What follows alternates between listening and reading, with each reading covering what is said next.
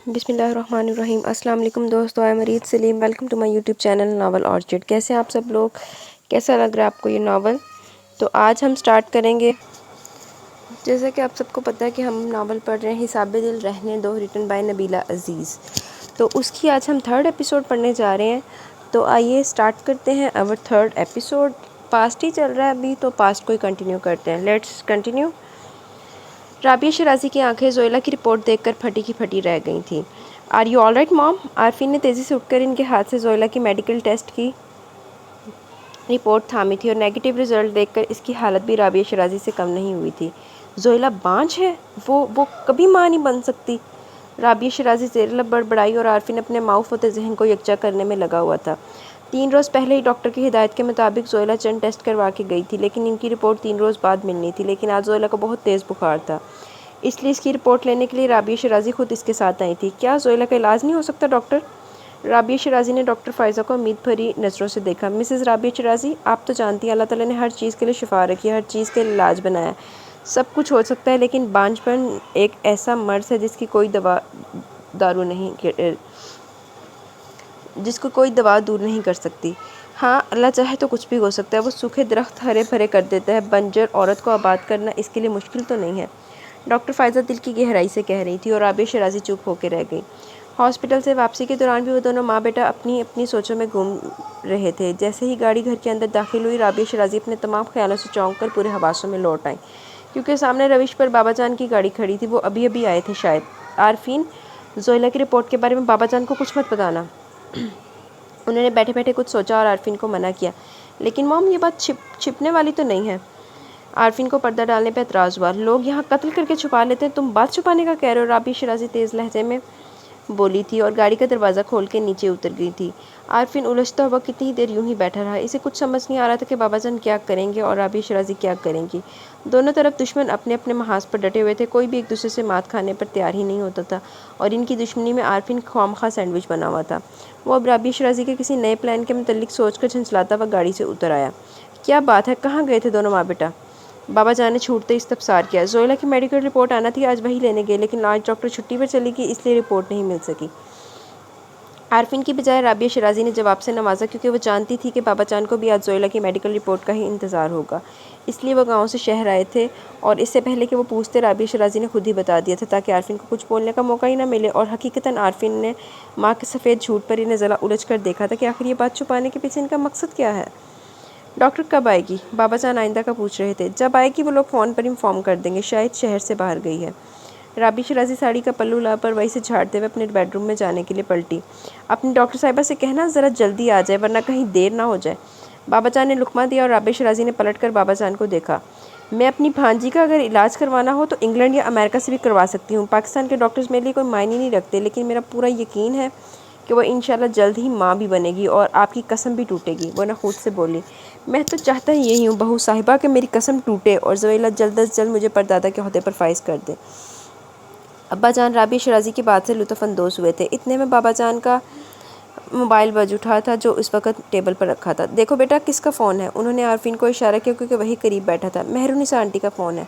राबिया शराजी ने ठटक कर देखा। बाबा जान ने इसे कॉल रिसीव करने का कहा और फिर आरफीन मेहरुनिसा से बातें करने लगा।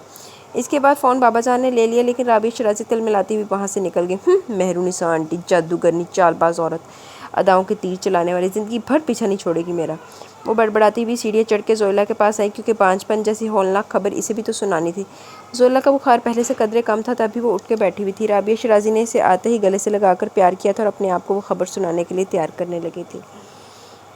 ऑपरेशन के दूसरे रोज़ जब बहरोज़ भाई के लिए नई दवाइयाँ लाने की ज़रूरत पड़ी, तो अरवा को खुद ब खुद आरफीन शराजी की बात याद आ गई। ये बात आपको ऑपरेशन के बाद पता चलेगी कि आपको सिर्फ 20,000 की ज़रूरत है या और भी रकम चाहिए। वो इसकी बात और दूरअंदेशी की कायल हो गई थी। बाकी बचने वाले 20,000 में से 10,000 तो दूसरे रोज़ फ़ौरन ही दवाइयों पर खर्च हो गए और अब मज़ीद गुजारा 10,000 में ही करना था। हालांकि डॉक्टर्स बता रहे थे कि बहरोज़ भाई का इलाज बहुत महंगा पड़ेगा इन लोगों को, लेकिन इनकी कंडीशन ऐसी थी कि वो इलाज छोड़ भी नहीं सकते थे और इलाज करवाना भी बस से बाहर हो रहा था।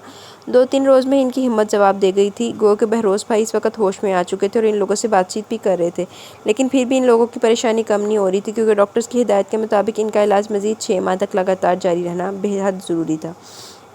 اور ساتھ ہی بیڈ ریسٹ کی بھی اشد ضرورت تھی۔ اگر ان 6 ماہ میں وہ لوگ کوئی بے احتیاطی یا کوئی کوتاہی کرتے تو انہیں مزید کسی اٹیک کا خدشہ ہو سکتا تھا، اور ڈاکٹرز کی ان ہدایات کو لے کر امی اور اروا بے حد پریشان تھی۔ پریشانی تو یسریٰ، سارا اور ثمینہ بھابھی کو بھی تھی، لیکن ان کی پریشانی اس لیول تک نہیں تھی جہاں تک اروا اور امی کو ہو رہی تھی، کیونکہ وہ جانتی تھی کہ اب جمع پونجی کے نام پر ان کے پاس 1 روپیہ یا 1 چھلا تک نہیں ہے۔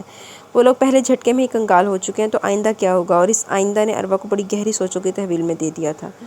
وہ پورا دن اور پوری رات آئندہ کے شکنجے میں جکڑی رہی، اور پھر فجر کے وقت نماز پڑھنے کے بعد اس نے دعا مانگی اور ساتھ ہی ایک فیصلہ کیا تھا، اور اس فیصلے میں رب کی رضا چاہی تھی۔ اگر اس کا رب اس کا ساتھ دیتا تو وہ کچھ بھی کر سکتی تھی، اور اسے یقین تھا کہ اس وقت اس کا رب اس کی دعا قریب سے سن رہا ہے اور سننے کے بعد پوری بھی کرے گا۔ وہ نماز اور دعا سے فارغ ہو کر امی کے پاس آ گئی۔ رب کی رضا کے بعد ماں کی رضا لینا بھی ضروری تھا، اور ماں کو اپنی عزت اور آبرو، اپنی شرم و حیا، اپنی انا اور آن کا پورا یقین دے کر وہ گھر سے نکلی تھی۔ اس کی ماں نے اس پر بھروسہ کیا تھا اور اجازت دے دی تھی۔ وہ گھر سے نکلی تو اپنی آن بان اس کے ساتھ تھی۔ اسے اپنوں کے پیار اور حوصلہ افزائی پر بھی بڑا مان تھا۔ اب وہ جنگ لڑنے کو تیار تھی۔ جن اپنوں پہ مان تھا انہی اپنوں نے اسے دھوکہ دیا۔ ایسے اپنے نہ بندہ چپیڑا مارے۔ اچھا 7 دن یعنی پورا 1 ہفتہ ہو چکا تھا اروا کو جاب کے لیے جگہ جگہ جھوٹیاں چٹکھاتے، لیکن نو ویکینسی تو جیسے ہاتھ دھو کے پیچھے پڑ گئی تھی۔ 7 روز میں وہ اتنی ذلیل و خوار ہو چکی تھی کہ اسے ان تمام مردوں کے حوصلے پر رشک آنے لگا جو مہینوں اور سالوں نوکریاں ڈھونڈتے تھے لیکن ناکامی کی صورت میں بھی ہمت نہیں ہارتے تھے۔ اروا چونکہ ہمت ہار چکی تھی لیکن حوصلہ اتنا بلند تھا کہ وہ ہر صبح نئے عزم سے نکل پڑتی۔ آج بھی ایسا ہی ہوا تھا۔ وہ گھر سے نکلی تو سب سے پہلے اس نے آج کا اخبار خریدنے کا سوچا۔ تھوڑی دور پیدل چل کر آئی تو اسے روڈ پر اخبار بیچنے والا بھی نظر آ گیا۔ اس نے 12 روپے میں اخبار خریدا اور پھر ضرورت ہے کہ تمام اشتہار دیکھتی فٹ پاتھ پر آ کھڑی ہوئی۔ کھڑے ہی وہ اپنی مطلوبہ نوکری کے لیے نظریں دوڑانے لگی۔ پھر ایک جگہ اسے پرسنل اسسٹنٹ کی ضرورت ہے کا اشتہار نظر آیا، اور پھر اروا نے فوراً ہی اخبار پر درج بلاک نمبر اور بلڈنگ کا ایڈریس نوٹ کیا۔ جلدی اور بے دھیانی میں سے یہ بھی پتہ نہ چلا کہ وہ اس ایڈریس پر پہلے بھی ایک بار جا چکی ہے، اور اس نے کلائی پر بندھی رسٹ واچ پر ٹائم دیکھتے ہوئے جلدی سے ٹیکسی والے کو روکا اور اپنی مطلوبہ ایڈریس اس کے سامنے رکھا۔ ٹیکسی جس بلڈنگ کے سامنے رکی وہ یہاں پہلے بھی آ چکی تھی۔ اس نے واپس پلٹنے کا ارادہ کیا تب بھی کچھ سوچ کر اندر داخل ہو گئی۔ اس سے پہلے وہاں 7 لڑکیاں موجود تھیں، وہ 8ویں تھی۔ وہاں موجود 7ویں نے اس کا تنقیدی جائزہ لیا کیونکہ اس کا حلیہ اس جاب سے قطعی میچ نہیں کرتا تھا، کیونکہ وہاں جتنی بھی موجود تھی سب کا فیشن ایک سے بڑھ کر ایک تھا۔ لباس سے لے کر میک اپ پر انہوں نے پوری توجہ دی تھی، حتیٰ کہ ان کے بیگز اور سینڈلز بھی میچنگ کے تھے، جبکہ اروا کی ایسی کوئی بھی تیاری نہیں تھی۔ بس وہ دل میں دعا کرتی ہوئی باقی سب کے ساتھ بیٹھ گئی۔ 9:30 بجے انٹرویو شروع ہوا اور تقریباً 11:30 بجے اروا کی باری آئی۔ آج بھی وہ مایوسی اور آسو امید کے درمیان ڈولتی ہوئی اٹھی اور ایم ڈی کے روم کا دروازہ کھول کر اندر گئی، اس امید کے ساتھ کہ اس کا سامنا عارفین سے نہیں ہوگا، لیکن اندر آتے ہی اس کے قدم لڑکھڑا گئے۔ اس کے چہرے کی رنگت بدل گئی۔ وہ تو پہلے اس شخص کی مکروز تھی، اب پھر اس کے سامنے جاب کے لیے۔ نہیں، میں یہاں جاب نہیں کر سکتی، مجھے واپس چلے جانا چاہیے۔ وہ اپنے آپ کو واپس پلٹنے پر آمادہ کر رہی تھی جب عارفین نے دروازے کی سمت دیکھا تھا، اور اروا کو اپنی فائل کے ہمراہ تذبذب کا شکار دیکھ کر وہ چونک گیا۔ وہ شاید آج بھی واپس لوٹ جانے کا فیصلہ کر رہی تھی۔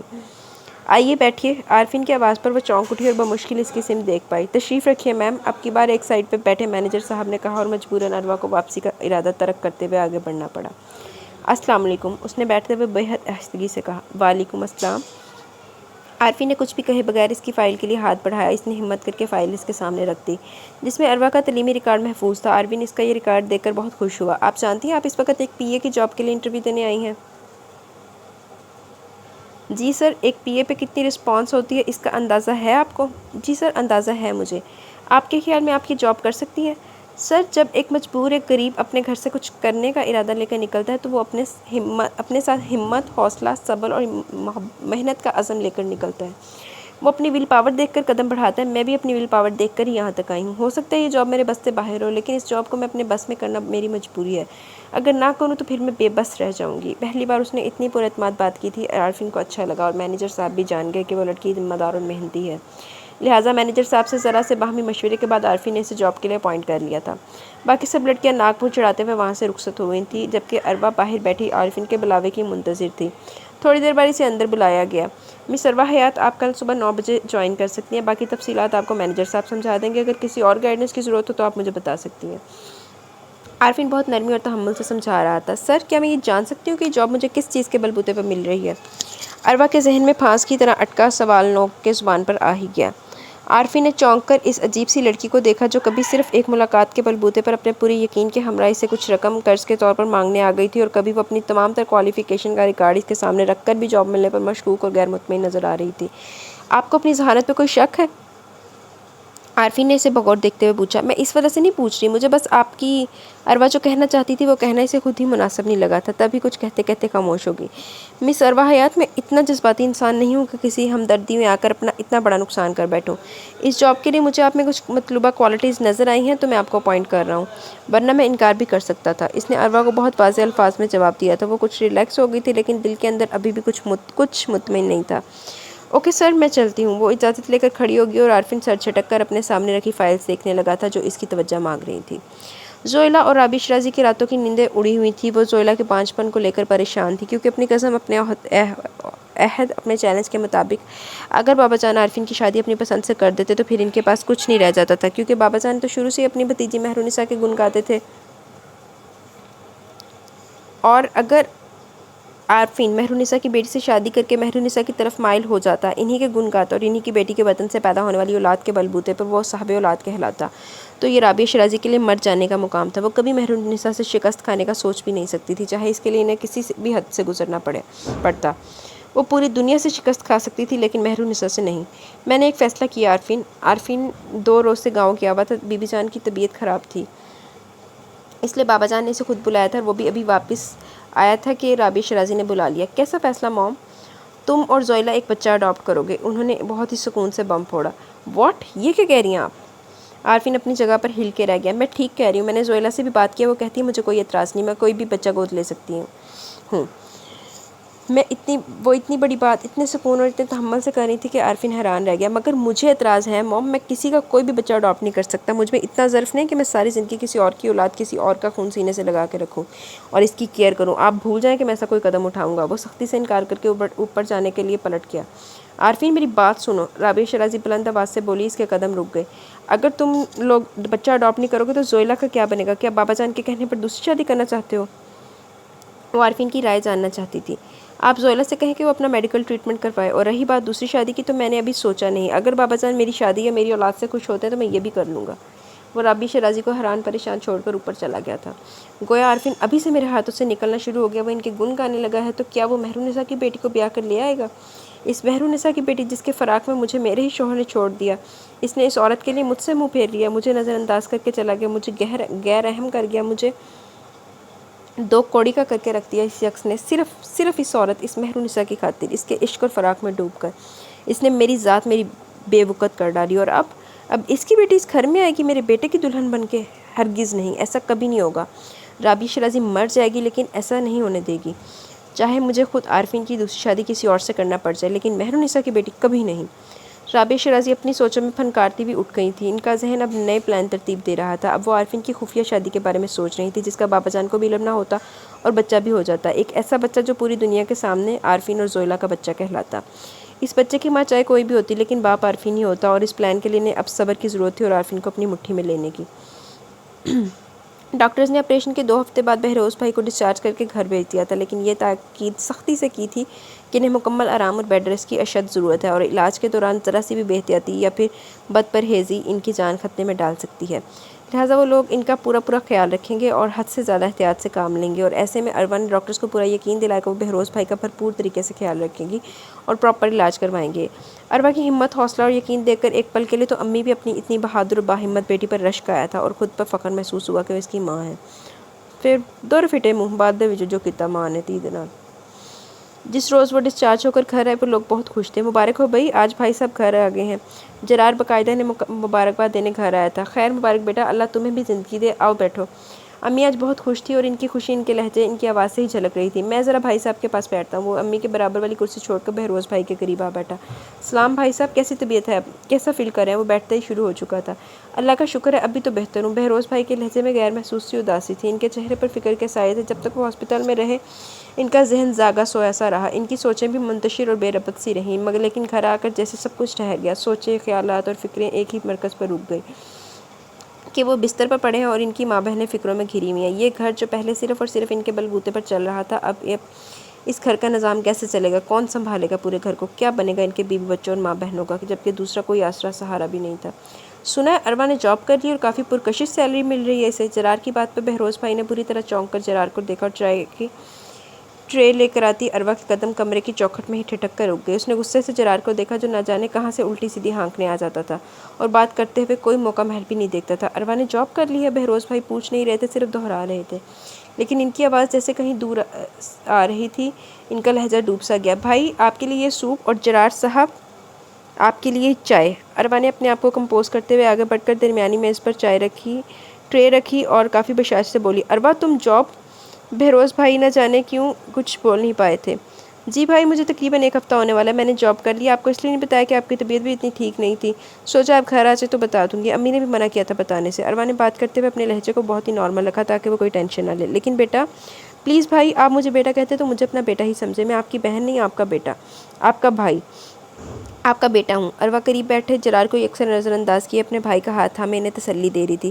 لیکن بیٹا تم ابھی بہت کم عمر ہو، تمہیں کیا پتہ دنیا کیسی ہے، وہ کمزور سے لہجے میں بولے تھے۔ بھائی میں دنیا کو دیکھوں گی تو مجھے پتہ چلے گا نا کہ دنیا کیسی ہے۔ دنیا کو جاننے اور سمجھنے کے لیے دنیا کا سامنا کرنا، دنیا کی آنکھوں میں آنکھیں ڈال کے دیکھنا بے حد ضروری ہوتا ہے۔ میں بھی دنیا کو دیکھنے نکل چکی ہوں، بس آپ میرے لیے دعا کیجیے۔ ویسے بھی میں نے کون سا عمر بھر کے لیے جاب کرنی ہے، آپ ٹھیک ہو جائیں گے تو میں فوراً جاب چھوڑ دوں گی۔ وہ کہتے کہتے آخر میں ہلکے سے مسکرائی تھی، وہ جواباً چپ ہو گئے اور اروا کو اشارہ کر کے اپنے کندھے سے لگا لیا تھا۔ وہ کچھ مطمئن سے ہو گئے۔ جرار اٹھ کر خاموشی سے باہر چلا گیا۔ بی بی جان کی طبیعت اتنے دنوں سے سنبھل نہیں پا رہی تھی، اس لیے بابا جان انہیں شہر لے آئے تھے اور عارفین جی جان سے ان کی دیکھ بھال میں لگا ہوا تھا۔ بابا جان پوتے کی اتنی فکر مندی، اتنی محبت اور توجہ دیکھ کر بہت خوش تھے کہ کم از کم ان کے پوتے کو تو اپنی دادی دادا کی فکر ہے نا۔ بابا جان آج 4 بجے کا ٹائم لیا ہے ڈاکٹر سے بی بی جان کے چیک اپ کے لیے، کل جو شوگر کے ٹیسٹ کروائے تھے آج ان کی بھی رپورٹ مل جائے گی۔ وہ صبح آفس جانے کے لیے تیار ہو کر نیچے آیا تو پہلا سامنا بابا جان سے ہوا۔ جیتے رہو بیٹا، اللہ تمہیں خوش رکھے۔ بابا جان عارفین کو سرتا پا دیکھ کر بولے، لیکن لہجہ کچھ بھیگ سا گیا۔ وہ شاید عارفین کے قد کاٹ میں اور نین نقوش میں اس وقت اپنے بیٹے کی جھلک تلاش کر رہے تھے، اور پوتے میں بیٹے کی شبیہ پا کر ان کی پلکوں کے کنارے ہی نہیں آواز بھی بھیگ گئی تھی۔ بابا جان اور بی بی جان کو آج تک بیٹے کی جدائی پہ صبر نہیں آیا تھا، شاید اس لیے کہ ان کا بیٹا زندہ سلامت ان سے جدا ہوا تھا۔ اگر ان کا بیٹا مر گیا ہوتا تو شاید اسے مردہ سمجھ کر ہی انہیں صبر آ جاتا، اور یہ روایت تو اصل سے چلی آ رہی ہے، انسان صرف موت پر صبر کرتا ہے، زندگی پہ نہیں۔ بابا جان کیا دیکھ رہے ہیں؟ عارفین واپس پلٹنے لگا تھا مگر ان کی محویت دیکھ کر ٹھہر گیا۔ کچھ نہیں بیٹا، تم آفس جاؤ۔ وہ اپنے دل کے کمزور جذبات کو سنبھالتے ہوئے سنبھل گئے۔ اوکے اللہ حافظ، وہ کہہ کر پلٹ گیا، لیکن ذہن بابا جان کی بھیگی آنکھوں کے احساس میں اٹکا ہوا تھا۔ ڈرائیونگ کے دوران بھی وہ بابا جان کے دکھ کو خود پر طاری کیے ان کی کیفیت اور جذبات کے متعلق سوچتا ہوا کافی سنجیدہ لگ رہا تھا کہ اچانک وہ بری طرح چونک گیا اور فوراً ہی گاڑی سنبھالتے ہوئے بریک لگائے کہ کوئی لڑکی اچانک سامنے آ گئی تھی۔ عارفین نے غصے سے تل ملا کر اس لڑکی کو دیکھا جو اتنی عجلت کا مظاہرہ کرتی، اتنا خطرناک رسک لے رہی تھی۔ میڈم آپ پاگل تو نہیں ہیں؟ وہ یکدم دروازہ کھول کے باہر نکل آیا اور اس کی آواز پر اپنا بیگ سنبھالتی اروا بھی چونک گئی۔ سر آپ؟ اس نے حیرانی سے دیکھا، جبکہ عارفین بھی اپنی جگہ سے اسی طرح حیران کھڑا تھا۔ مس اروا مجھے لگتا ہے آپ ایک روز مجھے جیل بھیج کر ہی دم لیں گی۔ عارفین نے ایکسیڈنٹ کی سمت اشارہ کیا اور اروا سچ مچ اپنی غلطی پر شرمندہ ہو گئی۔ سوری سر، میں انفیکٹ آفس جانے کے لیے جلدی میں تھی۔ اوہ تو پھر آئیے آپ کا آفس چھوڑ دوں، آپ لیٹ ہو رہی ہیں، اس نے آفر کی تھی۔ نو تھینکس سر، میں چلی جاؤں گی، اس نے فوراً انکار کر دیا تھا۔ آپ میرے ساتھ نہیں جائیں گی؟ تو مزید لیٹ ہو جائیں گی کیونکہ میں آپ سے پہلے پہنچ جاؤں گا، جبکہ آپ کا مجھ سے پہلے آفس پہنچنا زیادہ ضروری ہے، لہٰذا بہتر یہی ہے کہ آپ میرے ساتھ چلیں کیونکہ اکٹھے جانے سے کوئی بھی لیٹ نہیں ہوگا۔ عارفین کی دلچسپ وضاحت اور آفر پر اروا کو ذرا دیر کے لیے سوچنا پڑا، اور اس نے سوچ پر دیکھ کر عارفین نے آگے بڑھ کر فرنٹ ڈور کھول دیا تھا۔ دیکھیے حمید صاحب، جب تک میرا کراچی والا پروجیکٹ مکمل نہیں ہوتا میں مری والے پروجیکٹ پر ہرگز کام نہیں کروں گا۔ میں جو بھی کام کرتا ہوں پوری ایمانداری اور محنت سے کرتا ہوں، میں صرف پیسہ کمانے کے چکر میں نہیں ہوں، میرا ایک نام ہے، ایک معیار ہے، اور اپنے معیار کو قائم رکھنے کے لیے ضروری ہے کہ میں کام پر خود دھیان دوں، اور مری والے پروجیکٹ پر کام کرنا ایک بہت ہی حساس پروجیکٹ پر کام کرنے کا مترادف ہے۔ انشاءاللہ جتنا ٹائم میں نے آپ کو دیا اس ٹائم میں آپ کو اپنا پلازا تیار ملے گا، اور ویسے بھی مری میں میرا ایک اور پروجیکٹ بھی شروع ہونے والا ہے۔ عارفین اپنے کلائنٹ سے کافی تفصیلی بات کر رہا تھا اور اس کے قریب رکھی چیئر پہ بیٹھی عروا اس گفتگو کو بے حد غور سے سن رہی تھی۔ لیکن شرازی صاحب کچھ اندازہ تو ہو کہ آپ کام کب شروع کر رہے ہیں؟ حمید صاحب کچھ عجلت دکھا رہے تھے۔ حمید صاحب میں تمام ضروری مٹیریل کی بکنگ کروا چکا ہوں، 1-2 چیزیں اور ارینج کرنا باقی ہیں، لیکن انشاءاللہ 1 ماہ تک مجھے پوری امید ہے کہ کام شروع ہو جائے گا۔ اس نے انہیں پوری تسلی دی تھی اور پھر مزید معاملات طے کرنے کے بعد وہ اٹھ کر چلے گئے۔ مس اروا، میں بہت دنوں سے آپ کو انفارم کرنا چاہ رہا تھا کہ مجھے چند دن تک مری جانا پڑے گا اور وہاں کچھ ہفتے کا قیام بھی ہوگا، تو پھر آپ کیا کریں گی؟ آپ کے گھر والے آپ کو شہر سے باہر جانے کی اجازت دے دیں گے؟ عارفین نے اپنی چیئر گھماتے ہوئے اچانک عروا کی سمت رخ کیا اور وہ اس کے سوال پر ایک دم سے پریشان ہو گئی تھی۔ لیکن سر میں کیسے آپ کے ساتھ؟ مس اروا حیات، آپ میری پی اے ہیں اور آپ کا میرے ساتھ ہونا اس جاب کا حصہ ہے، اور اسی اونچ نیچ کو مد نظر رکھتے ہوئے میں نے انٹرویو کے دوران آپ سے سوال بھی کیا تھا، اور آپ کا کہنا کہ آپ یہ ذمہ داری نبھا سکتی ہیں، لہٰذا اب آپ کو کوئی بھی جواز سامنے رکھنا بیکار ہے۔ عارفین نے اپنی طرف سے بات ہی ختم کر ڈالی اور وہ مزید مشکل و پریشانی میں گھر گئی۔ سر آپ جانتے تو ہیں کہ میرے گھر میں اس سے پہلے کہ اروا بات مکمل کرتی اچانک پورے استحقاق سے دروازہ کھول کر رابعہ شرازی دندناتی ہوئی اندر آ گئی۔ مام آپ یہاں؟ وہ اپنی جگہ سے اٹھ کھڑا ہوا۔ گھر میں جو تمہارے بابا جان اور بی بی جان نے جو قبضہ کر رکھا ہے، اس لیے تم سے بات کرنے کے لیے تو آفس ہی آنا پڑے گا۔ رابعہ شرازی کے ناگوار لب و لہجے پر عارفین سٹ آ گیا۔ اس نے فوراً اروا کو دیکھا، وہ کافی الجھی ہوئی اور حیران نظر آ رہی تھی۔ مام پلیز کیا کر رہی ہیں آپ؟ یہ آفس ہے میرا، کچھ تو خیال کریں۔ وہ خفگی سے بولا۔ تمہارے بابا جان کچھ خیال کر رہے ہیں کیا؟ انہوں نے اچھی بھلی زندگی اجیرن کر کے رکھ دی ہے۔ آخر ایسی کون سی قیامت ٹوٹ پڑے گی اگر زویل اور تمہارا بچہ نہیں ہوگا تو؟ وہ تو جیسے پھٹ پڑی تھی اور اروا ان کی گفتگو پر شرمندہ سی ہو گئی۔ اوکے سر میں چلتی ہوں، بعد میں آ جاؤں گی۔ وہ فوراً اجازت طلب کرتی ہوئی پلٹ گئی تھی اور عارفین اپنا سر تھام کے رہ گیا۔ اب یہ نوبت آ گئی تھی کہ گھر کے مسئلے آفس تک آ گئے تھے۔ موم یہ مسئلہ ہم آرام سے بیٹھ کر بھی سلجھا سکتے ہیں۔ عارفین کو سچ مچ اروا کے سامنے اپنی ماں کے لب و لہجے اور گفتگو پر سبکی محسوس ہوئی تھی۔ یہ مسئلہ صرف ہم سلجھانا چاہتے ہیں لیکن تمہارے بابا نہیں۔ وہ چاہتے ہیں کہ انہیں زویلا میں کوئی نقص نظر آئے اور وہ اپنی چھیتی مہرونسا بیگم کی بیٹی کو بیاہ کر لے آئیں۔ میں ان کے سارے پلان کو سمجھتی ہوں۔ آج کل اس لیے وہ گاؤں چھوڑ کر شہر رہنے کے لیے آئے ہوئے ہیں تاکہ تم پر نظر رکھیں اور تمہیں ورک لا سکیں۔ رابعہ شرازی چنگاریاں چھوڑ رہی تھی۔ موم پلیز ایسی کوئی بات نہیں ہے جیسا آپ سمجھ رہی ہیں۔ مہرونسا آنٹی کی بیٹی؟ شٹ آپ، میرے سامنے اس کمینی منحوس جادوگرنی کو کبھی بھی آنٹی مت کہنا۔ عارفین ان کے ہذیانی انداز پر حیرت زدہ انہیں دیکھتا رہ گیا۔ اور ہاں اتنا یاد رکھنا، اگر تم دوسری شادی کرو گے تو میری پسند سے، ورنہ دوسری صورت میں تم میرا مرا ہوا منہ دیکھو گے۔ میں کسی بھی لڑکی کو تمہاری دوسری بیوی اور زویلا کے سوتن کے روپ میں دیکھ سکتی ہوں مگر مہرونسا کی بیٹی کو نہیں، کسی قیمت پر بھی نہیں۔ وہ کرسی دھکیل کر کھڑی ہو گئی اور عارفین کو دیکھتے ہی دیکھتے وہ آندھی طوفان کی طرح کمرے سے نکل گئی۔ اف خدایا، ان دو لوگوں کی جنگ اور ضد میں میرا وجود کہاں ہے؟ میرے جذبات، میرے احساسات کہاں ہیں؟ یہ لوگ میری ذات کو کیوں چکی میں پیس رہے ہیں؟ وہ بالوں میں ہاتھ پھنسا کر بری طرح الجھ گیا تھا۔ اس کا ذہن معاف ہونے لگا تھا۔ وہ نہ جانے کیوں آفس سے اٹھ کر باہر نکل آیا تھا۔ سنیے سر، وہ مسز ہمدانی آپ سے ملنے۔ اروا پیچھے سے پکارتی رہ گئی لیکن وہ کچھ بھی سنے بغیر سیڑھیاں اتر گیا۔ اس وقت اسے سب کچھ برا لگ رہا تھا، بہت برا۔ رات کا نہ جانے کون سا پیر تھا جب ان کے کمرے کا دروازہ دھڑدھڑایا گیا۔ اروا، سارا جلدی آؤ، تمہارے بھائی کی طبیعت بہت خراب ہے۔ بھابھی کی بکھلائی گھبرائی سی آواز ان کے اعصاب پر ہتھوڑے کی مانند برسی اور وہ تینوں ماں بیٹیاں یکدم ہڑبڑا کے اٹھ بیٹھیں۔ اور پھر رات کے 2 بجے ان کے گھر میں بھگدڑ سی مچ گئی۔ فوراً ایمبولینس کو کال کی گئی اور وہ روتے دھوتے انہیں لے کر بمشکل ہسپتال پہنچی تھی۔ بہروز بھائی دل کا دورہ پڑتے ہی بے ہوش ہو گئے تھے لیکن ان کو دیکھ کر ہی ان کی اذیت ناک حالت کا اندازہ ہو رہا تھا۔ ڈاکٹرز انہیں فوری آئی سی یو میں لے گئے اور کچھ ہی دیر میں ان کی مزید ٹریٹمنٹ شروع ہو گئی۔ پھر صبح کے قریب ڈاکٹرز نے روح فرسا خبر سنائی جس کو سن کر وہ سبھی ساخت ہو گئی تھی۔ بائی پاس، امی زیر لب دہرا کے بولی تھی اور پھر اگلے ہی لمحے وہ خود بھی زمین بوس ہو گئی۔ 2-3 روز سے بی بی جان کی طبیعت کافی بہتر تھی، اس لیے وہ واپس گاؤں جانے پر اصرار کر رہی تھی اور آج ان کی ضد پہ بابا جان انہیں لے کر واپس جا رہے تھے، لیکن جانے سے پہلے وہ عارفین سے حتمی بات کرنا چاہتے تھے، اس لیے اس کے اٹھنے کا انتظار کر رہے تھے، جبکہ رابعہ شرازی بھی طاق میں بیٹھی تھی کہ وہ لوگ ابھی تک گئے کیوں نہیں۔ تھوڑی دیر بعد عارفین تیار ہو کر نیچے آئے تو بابا جان فوراً ہی متوجہ ہوئے۔ لگتا ہے آج کافی گہری نیند سوئے تھے، جبھی آفس سے بھی لیٹ ہو گئے۔ انہوں نے اخبار رول کرتے ہوئے پوچھا۔ میں آج سویا ہی نہیں تھا اس لیے لیٹ ہو گیا ہوں۔ اس کا لہجہ بے حد سنجیدہ اور گمبھیر تھا۔ کیوں، خیریت؟ کیوں نہیں سوئے تھے؟ بابا جان متفکر سے ہوئے تھے۔ بس ایسے ہی کچھ سوچتے ہوئے رات گزر گئی۔ وہ چائے کا کپ اٹھاتے ہوئے آہستگی سے بولا۔ اچھی بات ہے، کبھی کبھی سوچ سے بھی کام لے لینا چاہیے۔ ہم بھی کچھ سوچ رہے تھے، اس لیے تمہارے اٹھنے کا انتظار کر رہے تھے۔ بابا جان عارفین کا سنجیدہ موڈ دیکھ کر مطمئن تھے کہ بات حتمی اور اچھے طریقے سے ہو جائے گی۔ میرا انتظار؟ اس نے کپ ٹیبل پر رکھ دیا اور انہیں سوالیہ نظروں سے دیکھا۔ ہاں، ہم جاننا چاہتے ہیں کہ تم نے ہماری قسم ہمارے فیصلے کے بارے میں کیا سوچا ہے، کیا ارادہ ہے اب؟ بابا جان کی بات پہ عارفین کا دماغ گھوم کے رہ گیا تھا۔ ان کی زندگی، اس کا آرام و سکون بس اس سوال کی نظر ہو کے رہ گیا تھا۔ کتنے ہی لمحے وہ خاموش بیٹھا اپنے اندر کے بال کو کنٹرول کرنے میں لگا ہوا تھا۔ تم چپ کیوں ہو گئے ہو عارفین؟ انہوں نے اسے بولنے پر اکسایا۔ بابا جان، کیا آپ اپنی اس قسم، اس ضد کا دامن چھوڑ نہیں سکتے؟ اس کا لہجہ بہت دھیما مگر تھکن زدہ تھا۔ وہ اپنی ماں اور دادا جان کی سالوں پرانی جنگ کے ہاتھوں پوری طرح تھک چکا تھا۔ ان لوگوں نے ہمیشہ صرف اپنے لیے سوچا تھا، کبھی عارفین کی ذات کی پرواہ ہی نہیں کی تھی۔ وہ ان لوگوں کو اپنی ذات کا مان دیتے ہوئے ان کی ہر اچھی بری بات بھی مانتا چلا جاتا تھا، لیکن وہ پھر بھی اس کا احساس نہیں کرتے تھے۔ کیا تم ہمیں بے نام و نشان کرنا چاہتے ہو؟ کیا تمہارے دل میں بھی اب اپنے باپ جیسی سرکشی سر اٹھ بہارنے لگی ہے؟ یا پھر صاف صاف کہو کہ تم باپ نہیں بن سکتے، تمہارے ساتھ کوئی مسئلہ ہے، کوئی پرابلم ہے تم ہماری خوشی پوری کرنے سے اور اپنی نسل آگے بڑھانے سے قاصر ہو؟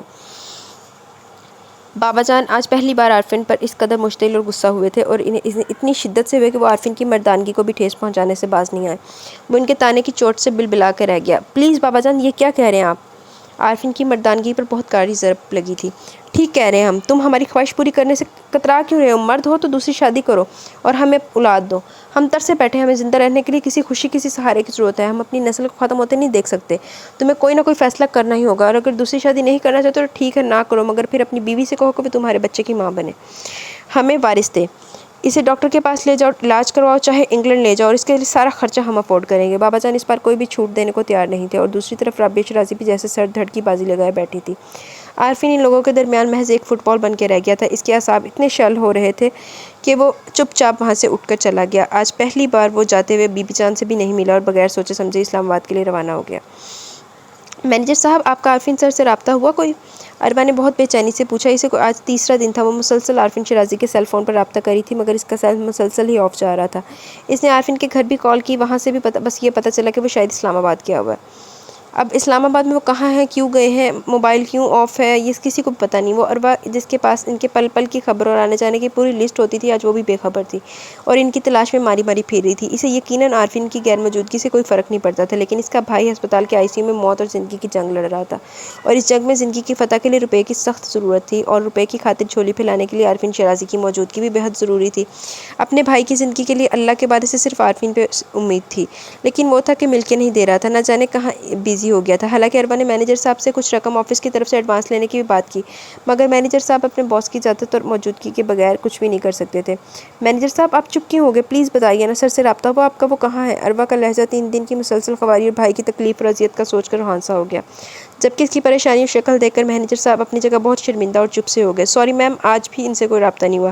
ہو سکتا ہے وہ کسی گھریلو مسئلے یا کام کی وجہ سے کہیں کام سے گئے ہوں۔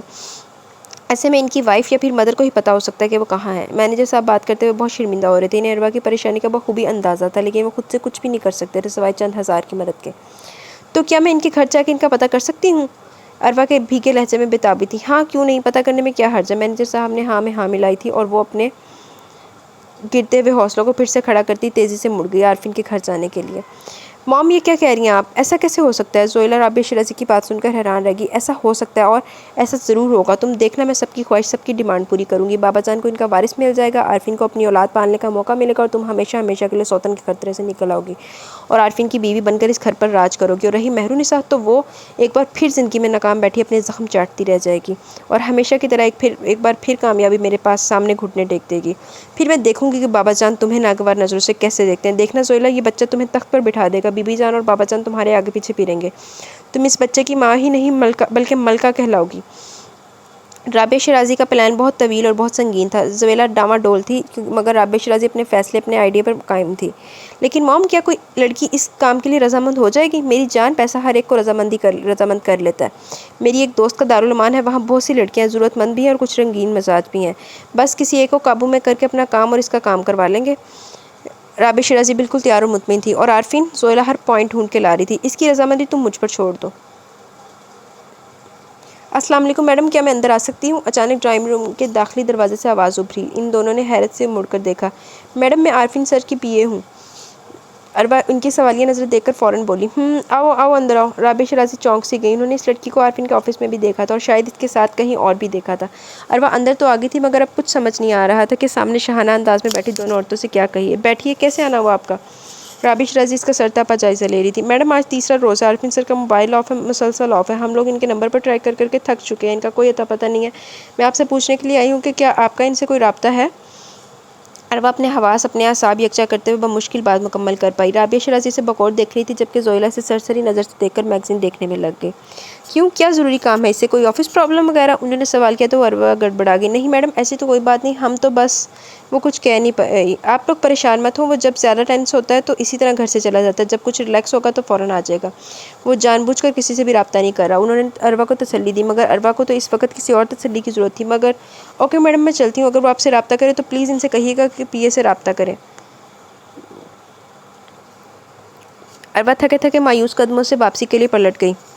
رابعہ شرازی سے تولتی ہوئی، جانچتی ہوئی نظروں سے دیکھ کر پرکھ رہی تھی۔ سنو لڑکی، ادھر آؤ۔ وہ کافی حاکمانہ سا انداز تھا۔ جی میڈم۔ وہ بمشکل پلٹ کے ان کے سامنے آئی اور آنکھوں کے کناروں تک آئے آنسو بھی بڑی مشکل سے واپس دھکیلے۔ تمہیں کیا کوئی ذاتی کام ہے عارفین سے؟ جی میڈم، وہ نہ جانے کیوں انکار نہیں کر پائی، کیا کام ہے؟ میرے بڑے بھائی دل کے مریض ہیں، ان کے بائی پاس کے لیے رقم کی ضرورت ہے، اس لیے میں سر سے ایڈوانس لینے کے لیے آئی تھی، مگر وہ اتنے دنوں سے آفس میں ہی نہیں آئے اور ان کا موبائل بھی آف ہے۔ میں نے مینیجر صاحب سے بھی کہا مگر انہوں نے انکار کر دیا کہ وہ سر کی اجازت کے بغیر کچھ نہیں کر سکتے۔ اروا بغیر رکے بولتی چلی گئی، اتنی بڑی رقم تو میرا خیال ہے عارفین بھی نہیں دے گا، وہ بھی کسی گارنٹی کے بغیر۔ رابعہ شرازی کے شاطرانہ دماغ نے پل میں کروٹ بدلی، اپنے نئے کھیل کے لیے مہرہ تلاش کیا تھا اور اس تلاش میں ان کی آنکھیں چمک اٹھی تھی، کیونکہ ضرورت مند خود چل کے ان کے پاس آیا تھا جبکہ وہ ضرورت مند کے پاس آنے سے بچ گئی تھی۔ میڈم پلیز، میں کوئی بھی گارنٹی دینے کو تیار ہوں، پلیز مجھے اپنے بھائی کی زندگی سے بڑھ کر کچھ بھی نہیں۔ اروا بے بسی کے ہاتھوں بے اختیار ہو گئی اور اس نے عارفین کا مزید انتظار کیے بغیر رابعہ شرازی کے سامنے جھولی پھیلا ڈالی۔ اس وقت اگر اسے کسی کے قدموں میں گر کر بھی بھیک بھی مانگنا پڑتی تو وہ مانگ لیتی، کیونکہ اس کی انا، اس کی عزت نفس سے زیادہ اس وقت بہروز بھائی کی زندگی اہم تھی۔ جو میں کہوں گی وہ کرو گی؟ رابعہ شرازی اپنی جگہ سے اٹھ کھڑی ہوئی، شکار ان کے سامنے کھڑا تھا، بس اسے اپنے جال میں گھیرنے کی دیر تھی۔ جی میڈم، آپ جو کہیں گی میں کروں گی، بس میرے بھائی کا آپریشن، تمہارے بھائی کا آپریشن بھی ہوگا، تمہارے گھر کے اخراجات بھی پورے ہوں گے، تمہارے بھائی کا پورا علاج ہوگا، جب تک ڈاکٹرز نے چاہا وہ ہسپتال میں رہے گا، تمام بل میں خود ادا کروں گی، تمہیں پیسے کی کمی نہیں ہوگی، بس تمہیں کام میری پسند سے کرنا ہوگا، جیسا میں چاہوں گی ویسا ہی کرنا پڑے گا۔ رابعہ شرازی نے اروا حیات کو خریدنے کے لیے اپنی امیری کا در کھول دیا اور اروا حیات اپنے بھائی کی زندگی کی خاطر اپنی غریبی، اپنی مفلسی اور اپنی پوری ذات سمیت کھڑے کھڑے کچھ بھی سوچے سمجھے بغیر امیری کے در پہ بک گئی۔ میڈم میں سب کچھ کرنے کو تیار ہوں، بس آپ بتا دیں مجھے کیا کرنا ہوگا۔ اروا کو کچھ آس و امید کی کرن نظر آئی تو لہجہ کچھ سنبھل سا گیا، رونق آ گئی تھی اس کے چہرے پر۔ تمہیں عارفین سے شادی کرنا ہوگی، محض کچھ عرصے کے لیے، صرف ایک بچہ پیدا ہو جانے تک۔ یہ شادی سب سے خفیہ ہوگی، کسی کو کچھ پتہ نہیں چلے گا، نہ تمہارے گھر والوں کو نہ ہمارے خاندان کو۔ وہ بچہ زویلا کا بچہ کہلائے گا، اس کی ماں زویلا ہوگی۔ رابعہ شرازی بہت کچھ کہتی جا رہی تھی مگر اروا کے قدموں سے جیسے کسی نے زمین کھینچ لی تھی، اس کے کانوں میں سائیں سائیں ہونے لگی، اس کی آنکھیں دھندلا گئیں، اس نے بمشکل رابعہ شرازی اور زویلا شرازی کے چہرے دیکھے۔ رکیے مس اروا، اپنا کام نپٹا کے آفس روم سے باہر نکلتی اروا کے قدم اس کی آواز پہ تھم گئے تھے۔ جی سر کہیے، وہ آہستگی سے بولی، چہرہ جھکا ہوا تھا۔ آپ ٹھیک تو ہے نا؟ جی سر میں ٹھیک ہوں۔ وہ آج پورے 2 ہفتے کے بعد آفس آیا تھا، وہ اس روز کسی کو بھی کچھ بتائے بغیر ٹینشن کی وجہ سے بے ارادہ ہی مری چلا گیا اور جان بوجھ کر سیل آف کر دیا کہ کوئی اسے ڈسٹرب نہ کرے، خصوصاً رابعہ شرازی اور بابا جان۔ اور پھر مری والے پروجیکٹ کا سیٹ اپ کرتے کرتے ٹینشن بھی دور ہو گئی اور اعصاب بھی کچھ بہتر ہو گئے تھے، جب یہ آج صبح ہی ذرا فریش موڈ کے ساتھ واپس آئے۔ مس اروا آپ کے بھائی کیسے ہیں؟ ان کی طبیعت ٹھیک ہے نا؟ اس نے دہرا کے پوچھا۔ اسے اروا کا مزاج، اس کے تیور، اس کا انداز بہت بدلے بدلے کترائے ہوئے کچھ شکوہ کناز سے لگ رہے تھے جب بھی وہ اسے کورید رہا تھا۔ جی اب وہ ٹھیک ہے، وہ دھیمے سے کہہ کر فوراً باہر نکل گئی تھی اور اندر داخل ہوتے مینیجر صاحب سائڈ پر ہو گئے۔ عارفین سوچ میں پڑ گیا۔ سلام سر، کیسے ہیں آپ؟ مینیجر صاحب نے اسے متوجہ کیا۔ واہ سلام، بیٹھیے۔ کیا سوچ رہے ہیں آپ؟ میں مس اروا حیات کے متعلق سوچ رہا ہوں، کچھ ٹینس لگ رہی ہیں۔ عارفین نے فوراً اظہار کیا۔ جی سر، وہ تھوڑی سی ٹینس نہیں، بہت زیادہ ٹینس رہی ہیں۔ دراصل ان کے بھائی کو پھر دل کا دورہ پڑ گیا تھا، ان کے ہارٹ کی کنڈیشن بہت ویک تھی، شاید لاسٹ سٹیج پر تھا۔ ڈاکٹرز نے بائی پاس تجویز کیا تھا، ان کے دل کی شریانوں میں خون پھر سے رک گیا تھا، ان کی حالت بہت خراب تھی اور مس اروا بے حد پریشان تھی۔ آپریشن کے لیے ان کے پاس کچھ بھی نہیں تھا، وہ آفس کی طرف سے کچھ رقم ایڈوانس لینے کے لیے بھی آئی تھی مگر میں آپ کی اجازت کے بغیر ایسا کچھ نہیں کر سکتا تھا، اس لیے میں نے انکار کر دیا۔ وہ اتنے دن آپ کے نمبر پر ٹرائی کرتی رہیں، آپ کے گھر سے بھی آپ کا پتہ کیا مگر آپ سے کوئی بھی رابطہ نہیں ہو سکا۔ مینیجر صاحب کی بات پر عارفین پوری طرح پریشان ہو گئے، اسے اروا کی پریشانی اور مشکل وقت کا بخوبی اندازہ ہو گیا۔ پھر اب وہ کیسے ہیں؟ کیا ہوا ہے؟ اس نے دھڑکتے دل سے پوچھا کہ کہیں کوئی انہونی نہ ہو گئی ہو۔ اب وہ کافی بہتر خطرے سے باہر ہے، ان کا بائی پاس بھی ہو چکا ہے۔ بائی پاس ہو چکا ہے؟ کب، کہاں سے ہوا؟ اس نے تیزی سے پوچھا۔ شاید یہیں کراچی سے، دی ہارٹ سینٹر سے ہوا ہے۔ اوہ، پھر تو کافی مشکل کا سامنا کرنا پڑا ہوگا ان لوگوں کو۔ جی سر، کافی سے بھی زیادہ مشکل وقت تھا ان لوگوں پر، اللہ بھلا کرے اس آدمی کا جس نے ان کی ہیلپ کی، ایک ہنستے بھجتے گھرانے کا چراغ بجھنے سے بچا لیا۔ کس نے ہیلپ کی ان کی؟ اس نے چونک کر پوچھا۔ سر یہ تو مجھے بھی نہیں پتا، شاید اس آدمی نے اپنی نیکی پردے میں رکھنے کی کوشش کی ہے۔ مینیجر صاحب بھی اروا کی طرف سے کھاتے متفکر ہو رہے تھے۔ عارفین کو سب کچھ جاننے کے بعد بے حد افسوس ہو رہا تھا اور اپنے آپ پر غصہ بھی آیا کہ اتنے دن وہ گھر سے باہر آیا اور فون بھی آف رکھا۔ اگر ایسی لا تعلقی، ایسی لاپرواہی میں اس کے پیچھے کسی کو کچھ ہو جاتا تو؟ اگر اس کے اپنے ہی گھر والوں پہ مصیبت آن پڑتی، کوئی کام آن پڑتا تو پھر کیا ہوتا؟ اروا صبح صبح آفس جانے سے پہلے بہروز بھائی سے ملنے ہسپتال آئی تھی، لیکن آج گھر سے نکلتے نکلتے وہ کافی لیٹ ہو گئی تھی اور پھر جیسے وہ ہسپتال پہنچی اس کے قدم ٹھٹک کر رک گئے، اس کے چہرے کی رنگت بھی بدل گئی۔ بہروز بھائی کے قریب ہی عارفین شرازی بیٹھا ہوا تھا اور بہروز بھائی کے سرہانے سائڈ ٹیبل پر بڑا سا سرخ گلابوں کا بوکے رکھا ہوا تھا۔ آؤ اروا، تم رک کیوں گئی؟ دیکھو عارفین بیٹا آیا ہے، امی نے خوشی خوشی بتایا تھا۔ بھابھی اور بھائی بھی بہت خوش اور مرعوب نظر آ رہے تھے، آخر اتنا امیر کبیر اور مصروف آدمی خود ان کی عیادت کے لیے آیا تھا۔ السلام علیکم، اروا نے لٹھ مار سے انداز میں سلام کیا۔ عارفین نے ایک بار پھر اروا کے مزاج کی بیگانگی نوٹ کی، وہ پہلے تو ایسی نہیں تھی، وہ تو خاصی خوش اخلاق تھی، بہت عزت سے بہت احترام سے بات کرتی تھی، مگر اب وہ خاصی بدلی ہوئی لگ رہی تھی۔ اور عارفین کو سمجھ نہیں آ رہا تھا کہ اس کا رویہ میرے ساتھ ایسا کیوں ہے، کیا وہ بغیر بتائے جانے پر خفا ہے یا پھر کوئی اور خطا ہو گئی ہے۔ عروا آپ کی بہت تعریف کرتی ہے، وہ بتاتی رہتی ہے کہ آپ بہت کیئرنگ اور سافٹ نیچر کے ہیں۔ پہلے تو ہم صرف سنتے تھے مگر اب تو خود بھی یقین ہو گیا کہ صرف آپ ہی نہیں، آپ کی پوری فیملی ہی بہت اچھی ہے۔ آپ کی والدہ، آپ کی وائف بھی ماشاءاللہ بہت اچھے مزاج کی خاتون ہے، اللہ آپ سب کو ہمیشہ خوش رکھے۔ بہروز بھائی کی بات پر وہ عارفین بری طرح چونکا۔ میری والدہ اور میری وائف، ان کی ملاقات ان سے کب ہوئی؟ اس نے الجھی ہوئی نظروں سے عروا کی سمت دیکھا مگر عروا تو نظریں ملانے سے ہی انکاری تھی آج کل۔ تھینک یو بہروز صاحب، آپ سے مل کر آپ کی کمپنی میں بہت اچھا لگا، بس آپ جلدی سے ٹھیک ہو جائیں تو سارے مسئلے ٹھیک حل ہو جائیں گے۔ اوکے اب اجازت دیجیے، میں آفس سے لیٹ ہو رہا ہوں۔ وہ کہتے کھڑا ہو گیا اور پھر بہروز بھائی سے ہاتھ ملا کر ان کا کندھا دبایا۔ پھر امی اور بھابھی سے اجازت لی اور جاتے جاتے صوفے پر کھیلتی سونیا کو کچھ نوٹ تھما گیا تھا۔ عروا سونیا کے ہاتھ میں دبے نوٹ دیکھ کر اندر سے مشتعل سی ہوگی۔ اس نے آگے بڑھ کر سارے نوٹ چھین لیے اور لپک کر کمرے سے باہر نکل گئی۔ عارفین تب تک پارکنگ میں اپنی گاڑی کا لاک کھول رہا تھا۔ سر آپ کے یہ روپے، عروا کی سخت آواز پہ وہ گاڑی کا ڈور کھولتے کھولتے ٹھٹک گیا۔ اس نے حیرت سے اس کے ہاتھ میں پکڑے روپے دیکھے۔ یہ میں آپ کو نہیں، آپ کی بھتیجی کو دے کے آیا ہوں۔ وہ بھتیجی آپ کی نہیں، میری بھتیجی ہے، اس لیے میں لینے سے انکار کرتی ہوں، آپ کی عنایت نہیں چاہیے ہمیں۔ عروا کا لہجہ بہت سخت ہو رہا تھا اور بے مروت بھی۔ یہ روپے میں نے اس لیے نہیں دیے کہ آپ کو یہ چاہیے یا نہیں، بلکہ میں نے تو اس لیے دیے کہ یہ میری خوشی ہے، میں پہلی بار سب سے ملنے آیا مگر خالی ہاتھ، اس لیے سوچا جو میں نہیں لا سکا وہ بچی خود لے لے گی۔ عارفین کو حیرت پہ حیرت ہو رہی تھی کہ وہ آخر ایسا کیوں کر رہی ہے۔ وہ بچی لاوارث نہیں ہے، اس کی ضرورتیں پوری کرنے کے لیے ابھی ہم زندہ ہیں، فی الحال اس بھیک کی کوئی ضرورت نہیں۔ اس نے زبردستی وہ روپے عارفین کو واپس تھما دیے۔ آپ ایسا کیوں کر رہی ہیں مس عروا؟ میں ایسا اس لیے کر رہی ہوں کیونکہ میں اتنا قرض نہیں چکا سکتی، مجھ میں اتنی سکت نہیں کہ میں آپ کی پائی پائی کا حساب دے سکوں، میں مزید نہیں بک سکتی، پلیز آپ اپنی عنایت اپنے تک رکھیں، میں نے جو آپ سے لینا تھا وہ لے لیا، اب اور نہیں۔ وہ کہہ کے واپس مڑ گئی تھی اور عارفین حیران پریشان کھڑا رہ گیا تھا۔ وہ لڑکی جو ایک بار اس کی ذات پہ مان رکھ کر اس پہ بھروسہ کر کے ایک آس، ایک امید اور ایک یقین لے کر اسے قرض لینے آ گئی تھی، آج اس کی خوشی سے دیے ہوئے روپے کو قرض کا نام دے کر واپس ٹھکرا کے چلی گئی تھی۔ عجیب لڑکی تھی وہ۔ عارفین کے ذہن میں الجھی ریشم کی گتھی سلجھ ہی نہ رہی تھی کہ چکر آخر ہے کیا۔ میں ایسا ہرگز نہیں کروں گا۔ وہ اپنی ماں کا ترتیب دیا ہوا پلان سن کر ایک دم غصے سے بپھر گیا تھا۔ مجھے سوچ سمجھ کر جواب دینا عارفین، کیونکہ اگر تم ایسا نہیں کرو گے تو میں یہ گھر چھوڑ کر چلی جاؤں گی، بالکل اسی طرح جس طرح تمہارا باپ یہ گھر چھوڑ کر چلا گیا تھا۔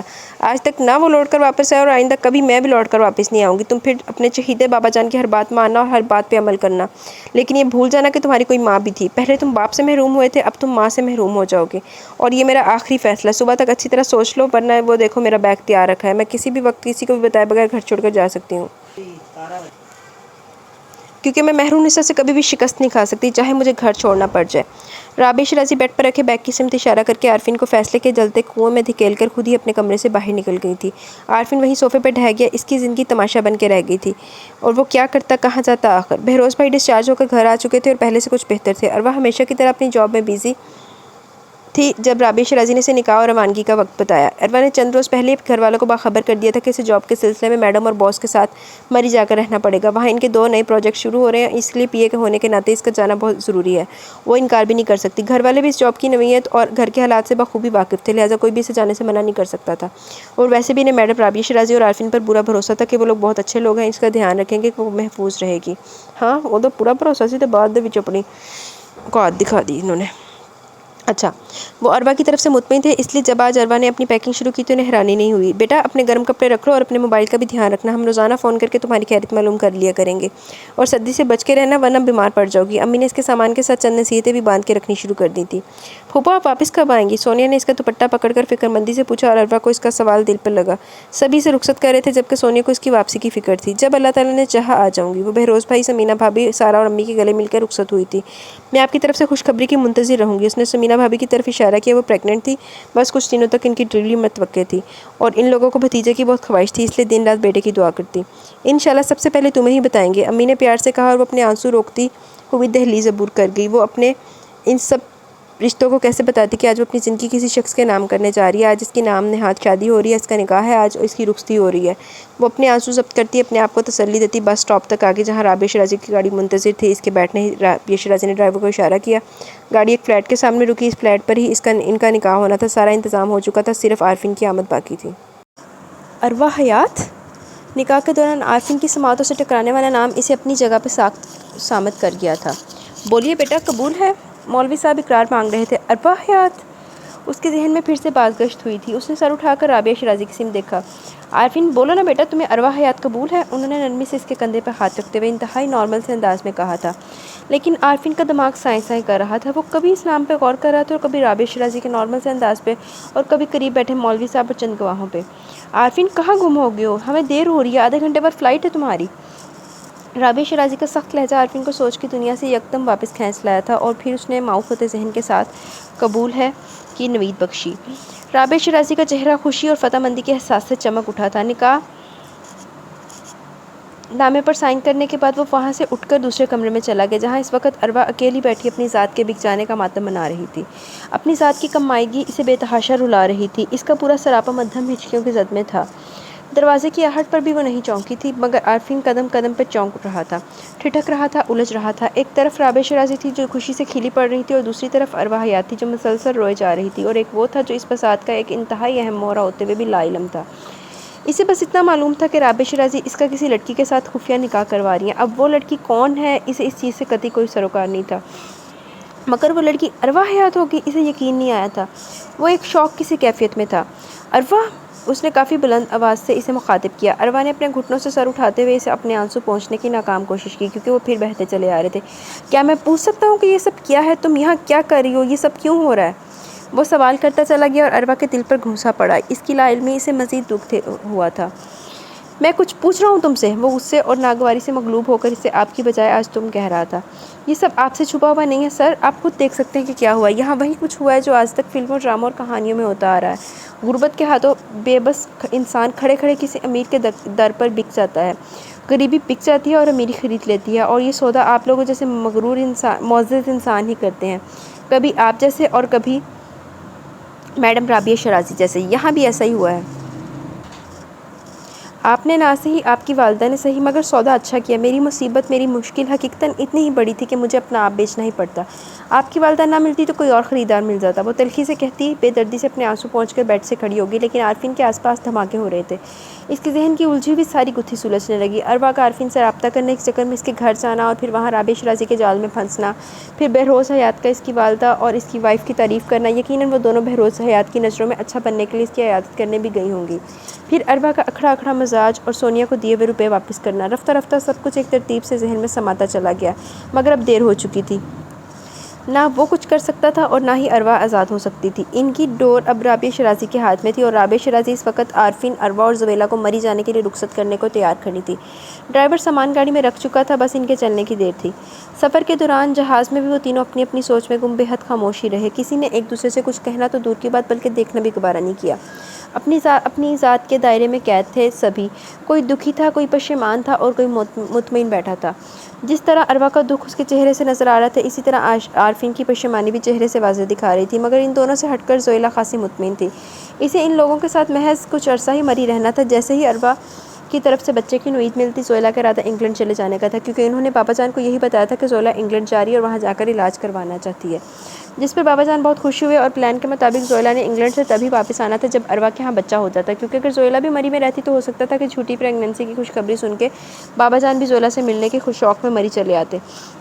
لہٰذا پہلے سے یہ کہہ دیا گیا کہ زویلہ انگلینڈ جانے والی ہے۔ سر گھر آ چکا ہے۔ ایک بہت ہی خوبصورت کاٹیج کے سامنے گاڑی روک کر ڈرائیور نے اسے متوجہ کیا تھا، کیونکہ عارفین حال میں موجود نہیں تھا، کہیں اور پہنچا ہوا تھا۔ عارفین کہاں گم ہے؟ زویلہ نے گاڑی سے اترتے ہوئے خاصے زور سے اس کا کندھا ہلایا، اور وہ برے طرح چونکتے ہوئے حواسوں میں واپس لوٹا۔ اس نے فوراً پلٹ کر پیچھے دیکھا، ارواح بھی اپنی سیٹ پر جمی بیٹھی تھی، اس کے حواس بھی موجود نہیں تھے۔ میڈم آپ بھی آ جائیں، زویلہ نے گاڑی کے اندر جھانک کر غصے سے کہا تھا، اور اپنے دھیان سے گڑبڑاتے ہوئے فوراً گاڑی سے اتر آئی۔ عارفین ان دونوں سے پہلے ہی اندر جا چکا تھا۔ ڈرائیور سامان اندر پہنچا دو، زویلہ نے چاہتے ہوئے حکم جاری کیا تھا۔ جی میڈم۔ ڈرائیور فوراً سامان نکالنے میں لگ گیا۔ عارفین نے اپنا یہ ذاتی کاٹیج پچھلے سال ہی ڈیزائن کیا تھا، لیکن مصروفیت کی وجہ سے اتنا ٹائم ہی نہیں ملا کہ وہ یہاں آ کر چند دن رہ لیتا۔ بس پچھلے دنوں گھر سے بغیر بتائے ہوئے نکلا تو یہاں آ گیا، اور وہ 2 ہفتے اس نے بہت ریلیکس گزارے، لیکن تب اسے یہ اندازہ ہرگز نہیں تھا کہ چند دن بعد وہ اپنی 2 عدد بیویوں کے ہمراہ یہاں رہنے کے لیے آ جائے گا۔ وہ تو باتوں باتوں میں جب اس نے رابعہ شیرازی کو بتایا کہ وہ ایک پروجیکٹ کے سلسلے میں مری کچھ عرصہ رہنے کے ارادے سے جا رہا، تو انہوں نے فوراً اپنے شاطرانہ دماغ کو استعمال میں لاتے ہوئے پورا پلان ترتیب دے ڈالا تھا، اور اس پلان میں کیا کچھ ہو گیا تھا یہی سوچ کر عارفین کو وحشت ہونے لگی۔ سر یہاں سامان رکھ دوں؟ عارفین اپنے بیڈ روم کے صوفے پر آڑا ترچھا لیٹا تھا جب اپنے سامان کے ساتھ ایک اور بیگ دیکھ کر چونک گیا۔ کیونکہ وہ بیگ یقیناً زویلا کا نہیں تھا۔ زویلا جب گھر سے نکلی تھی اس کے ساتھ سلور کلر کا اٹیچی بیگ تھا اور وہ اپنے ہمراہ کی سیٹ ٹی وی آئی تھی، تو گویا یہ بیگ عربا کا تھا۔ عارفین کے اعصاب مزید شل ہو گئے۔ یہ بیگ میرا نہیں ہے، یہ ساتھ والے کمرے میں رکھ دو۔ اس نے ڈرائیور کو وہ بیگ رکھنے سے منع کر دیا۔ نہیں، یہ بیگ یہیں رہے گا اور اس بیگ کے ساتھ ساتھ اس بیگ کی مالک بھی یہیں رہے گی۔ یہ میرا نہیں بلکہ مام کا آرڈر ہے۔ ڈرائیور کی عقب سے زویلا نمودار ہوئی اور زویلا کے پیچھے وہ بے بس کھڑی تھی۔ زویلا پلیز بس کرو، میرا دماغ پھٹ جائے گا، میں پاگل ہو جاؤں گا۔ وہ کن پٹی پہ ہاتھ رکھتے ہوئے چیخ پڑا تھا اور زویلا ہلکے سے مسکرائی تھی۔ آپ خواہ پاگل ہو رہے ہیں، مجھے دیکھیے، میں تو اپنی سوتن کو ہنسی خوشی قبول کر رہی ہوں اور آپ کے پاس چھوڑ کر جا رہی ہوں، میرے ظرف کی داد دیجیے۔ زویلا نے اپنے آپ کو خود سراہا۔ یہ تمہارا ظرف نہیں، تمہاری کمینگی ہے، تمہارا مطلب ہے، تمہاری غرض ہے اس میں۔ آج اگر اس لڑکی سے میں اپنی مرضی سے کر کے لایا ہوتا نا شادی، تو پھر میں دیکھتا کہ تمہارے ظرف کی حد کتنی ہے۔ تم مجھے داد دو کہ میں یہ سب کچھ برداشت کرتا چلا آ رہا ہوں۔ وہ بے حد تلخی سے بات کر رہا تھا۔ جب برداشت ہی کرنا تو پھر اتنا غصہ کیوں کر رہے ہیں؟ آپ کی نئی نئی شادی ہوئی ہے، انجوائے کریں۔ وہ انتہائی بے نیازی سے کہتے پلٹ کر دروازے تک چلی گئی، لیکن باہر نکلتے نکلتے اس نے ایک بار پھر پلٹ کر دیکھا۔ عربا بے بس اور لاچار سی کشمکش میں کھڑی تھی۔ اور میڈم، آپ بھی ذرا ذہن نشین کر لیں کہ یہ آپ دونوں کا مشترکہ بیڈ روم ہے، آپ دونوں نے ایک ساتھ رہنا ہے، کوئی نخرہ کوئی ڈھکوسلا نہیں چلے گا یہاں۔ وہ تکیہ انداز سے کہہ کر دروازہ بند کر کے چلی گئی اور وہ دونوں قربانی کے جانور کی طرح اپنی اپنی جگہ پر بندھے رہ گئے۔ عارفین یار ویسے ایڈی بھی کی بے بسی ہو گئی۔ ان دونوں کی ساری رات آنکھوں میں گزری تھی۔ عارفین اتنی شدید سردی کے باوجود ٹیرس پر کھڑا رہا اور عربا اتنی تھکن اور ذہنی ٹینشن کے باوجود یک ٹک بیڈ سے ٹیک لگائے ہوئے بیٹھی رہی۔ نہ اس نے پلک جھپکی تھی اور نہ وہ سو پایا تھا۔ اذیت کا دریا دونوں طرف برابر بہہ رہا تھا اور اس دریا میں وہ دونوں ایک ساتھ ڈوبے ہوئے تھے۔ سانس دونوں کی بند ہو رہی تھی، مگر زندہ رہنا اور زندگی جینا دونوں کی مجبوری تھی۔ لہٰذا صبح ہونے تک وہ دونوں اپنے اپنے دل کو، اپنے اپنے دماغ کو سمجھانے اور تسلی دلاسا دینے میں لگ گئے۔ جب اتنا بڑا قدم اٹھایا تھا تو پھر اب آگے بھی بڑھنا تھا، کیونکہ پیچھے مڑنے کا اب نہ تو کوئی راستہ تھا اور نہ ہی کوئی وقت۔ سو بہتر یہی تھا کہ وقت کے سانچے میں ڈھل کر سب کچھ درگزر کر دیا جاتا، کیونکہ ہونا تو وہی تھا جو ہو چکا تھا، اور جو ہو چکا تھا وہ بدل نہیں سکتا تھا، اور جن میں کچھ بدلنے کی سکت اور جرأت ہی نہیں تھی وہ سوچ سوچ کر پاگل کیوں ہو رہے تھے بھلا۔ اور یہی سوچ کر عربا نے اپنے اعصاب کنٹرول کر لیے تھے اور دل پر بھاری پتھر رکھتے ہوئے اٹھ کھڑی ہوئی۔ فجر کی اذان ہو چکی تھی، نماز کا وقت نکلا جا رہا تھا، اسے سب کچھ بر وقت سنبھالنا تھا۔ نماز کے بعد اس نے اپنے رب سے گڑ گڑا کر اپنے لیے حوصلہ، صبر اور سکون مانگا اور بہتری کی دعا کی تھی۔ صبح ناشتے کے لیے زویلا نے ملازمہ کو بلانے بھیجا تھا اور عربا چپ چاپ خاموشی سے اٹھ کر ملازمہ کے ساتھ ہی نیچے آ گئی، لیکن عربا کو یہ نہیں پتا تھا کہ اسے اب لمحہ لمحہ امتحان سے گزرنا ہوگا۔ جیسے وہ نیچے آئی، زویلا نے سر تا پا سے کھوجتی ہوئی نظروں سے دیکھا اور ان نظروں میں کیسی کھوج تھی یہ دیکھ کر عربا کٹ کے رہ گئی۔ اف، اس بارے میں تو میں نے سوچا ہی نہیں۔ اسے زویلا کی نظروں نے بہت کچھ باور کروا دیا۔ لگتا ہے اپنی مظلومیت کا خوب دل کھول کر روگ منایا ہے، خوب دھوم دھام سے ماتم کیا ہے ساری رات۔ زویلا کچھ کہنے سے باز نہیں آئی، جبکہ عربا کی گردن اور نظریں جھکی ہوئی تھی۔ وہ کچھ بھی کہنے کے قابل نہیں تھی، آخر وہ کہتی بھی کیا؟ میڈم عربا حیات، آپ کو یہاں بیاہ کر لائے ہیں تو کسی مقصد کے لیے، محض انجوائے کرنے نہیں آئے۔ آپ ایک بار پھر کان کھول کر سن لیں، عارفین آپ کا شوہر ہے اور آپ اس کی بیوی ہوتی ہیں آج کل، اور میاں بیوی دور دور نہیں رہتے، سمجھی آپ؟ زویلا کی باتیں سن کر عربا کا جی چاہا کہیں ڈوب کے مر جائے یا پھر زمین پھٹے اور اس میں سما جائے، کیونکہ سامنے اس کاٹیج کے ڈرائنگ روم میں بنی لکڑی کی سیڑھیوں پر عارفین کھڑا تھا اور زویلا کی گفتگو کے معنی بآسانی سن بھی رہا تھا اور سمجھ بھی رہا تھا۔ وہ لاکھوں کی رقم تمہارے جسم کے لیے دی ہے، تمہارے جسم کو 7 پردوں میں سنبھال کے رکھنے کے لیے نہیں۔ اتنی نیک پروین بیوی بننے کی کوشش مت کرو اور عارفین کے قریب رہنے کی کوشش کرو، ورنہ موم کو پتہ چل گیا تو وہ پہلی فلائٹ سے یہاں پہنچ جائیں گی۔ زویلا نے اچھی خاصی بک بک کرنے کے بعد اسے ناشتے کی اجازت دی، لیکن عارفین وہیں سے واپس لوٹ گیا تھا۔ عربا، کیوں کیا تم نے ایسا؟ کیوں تم نے اپنے ساتھ ساتھ مجھے بھی سولی پر لٹکا لیا؟ میرا جی چاہتا ہے کہ میں اپنے آپ کو گولی مار دوں، میں سوچ سوچ کر تھک گیا ہوں، پاگل ہو گیا ہوں میں، مجھے سمجھ میں نہیں آتا کہ یہ سب کیا ہوا ہے اور آئندہ کیا ہوگا، آخر کیا بنے گا تمہارا؟ تم نے اتنا بڑا قدم کچھ بھی سوچے بغیر کیسے اٹھا لیا؟ وہ عربا کے سامنے پشیمان اور بے بس کھڑا تھا اور اس کے سوالوں پر عربا تلخی سے مسکرائی۔ سر، یہ سب جو کچھ بھی ہوا ہے یہ ازل سے میری قسمت میں لکھا تھا، اور اب اسے لکھے کا دوش کس کو دوں؟ بس دکھ اس بات کا ہے کہ مجھے آپ کے لیے خریدا گیا، خریداروں کی صف میں آپ کی ماں کھڑی ہیں، جبکہ میرے دل میں، میرے دماغ میں آپ کے لیے اور آپ کے گھر والوں کے لیے ایک بہت اونچا سنگھاسن بنا ہوا تھا، جو چند دن پہلے اتنے زور سے گرا کہ اس پر بٹھائے گئے سارے موت پر مجسمے ٹوٹ گئے، اور ان ٹوٹے مجسموں کی کرچیاں اتنی تیز اور نوکیلی ہیں کہ جب جب چبھتی ہیں تو تکلیف ہوتی ہے اور تکلیف سے آنسو نکل آتے ہیں۔ وہ کہتے کہتے اپنے رخساروں پر ڈھلک آنے والے آنسوؤں کو رگڑنے لگی۔ کیا اس سنگھاسن میں بھی تھا عربا؟ عارفین جیسے کسی خدشے کے تحت پوچھ رہا تھا۔ آپ تو اس سنگھاسن کا سنگھار تھے سر، عربا کی آواز بھر آ گئی تھی۔ تھے؟ عارفین نے پھر پوچھا تھا۔ ہاں، آپ بھی تھے، مگر اب کہیں نہیں ہیں، اب آپ امیر کبیر خریداروں میں نظر آتے ہیں۔ اب تو یہی ہرکا لگا رہتا ہے کہ نہ جانے کب مجھ پر کوئی اور مصیبت آ جائے اور کب مجھے پھر بکنا پڑ جائے۔ اروا کا لفظ لفظ نوکدار تھا۔ کیا میں تمہیں ایسا نظر آتا ہوں اروا؟ عارفین کی اس کی باتوں سے بہت تکلیف ہو رہی تھی۔ آپ جیسے نظر آتے تھے اب ویسے نظر نہیں آتے، اب بہت کچھ بدل چکا ہے سر۔ آپ نہیں رہے، میں نہیں رہی۔ پہلے ہم میں ایک خلوص، ایک محسن اور مہربان کا رشتہ تھا، اب ہمارے درمیان ایک سودا ہے، کسی دکاندار اور گاہک کا سا رشتہ ہے۔ لیکن اروا، میں اس سارے قصے میں کہاں قصوروار ہوں؟ مجھے بس اتنا بتا دو کہ میرا جرم کیا ہے؟ عارفین تو سچ مچ بے گناہ مارا جا رہا تھا۔ عارفین تو پاسٹ دے وچ بھی بے گناہ مارا جا رہا ہے، عارفین حال چ بھی بے گناہ مارا جا رہا ہے۔ اچھا، اچھے انسان کو برا بننے میں دیر نہیں لگتی، بس ایک سنگھاسن سے گرنے کی دیر ہوتی ہے۔ آپ کے گھر والے اچھائی کا چولا اتار سکتے تو آپ بھی اتار سکتے ہیں، اس لیے بہتر یہی ہے کہ میں کسی بھی سے بھی کوئی اچھی امید نہ رکھوں۔ میں آپ کے لیے خریدی گئی ایک چیز ہوں، اب آپ اس چیز کو جب چاہے استعمال کر سکتے ہیں اور جب چاہے چھوڑ سکتے ہیں، آپ کو کسی طرف سے کوئی روک ٹوک نہیں ہوگی۔ جس طرح اس کمرے کی تمام چیزوں پر آپ کا حق ہے، آپ کا اختیار ہے، بالکل اسی طرح مجھ پر بھی آپ جب چاہے اپنا حق استعمال کر سکتے ہیں۔ میں انکار نہیں کروں گی، چاہے خود اپنی ذات پر جبر کا پہاڑ کھڑا کرنا پڑے، میں وہ بھی کر لوں گی، لیکن آپ کو شکایت نہیں ہونے دوں گی۔ اروا نے آج صاف صاف بات کرتے ہوئے اپنی شرم و حیا بھی بالائے طاق رکھ دی تھی، کیونکہ وہ یہی سوچ رہی تھی کہ جب اس ندی میں پاؤں ڈال ہی دیا تو اب پار بھی لگنا تھا، ڈر ڈر کے قدم اٹھانے سے کیا حاصل۔ لیکن دوسری طرف عارفین مطمئن نہیں ہو پا رہا تھا، اسے اروا کے ساتھ ہونے والی زیادتی کا ملال تھا۔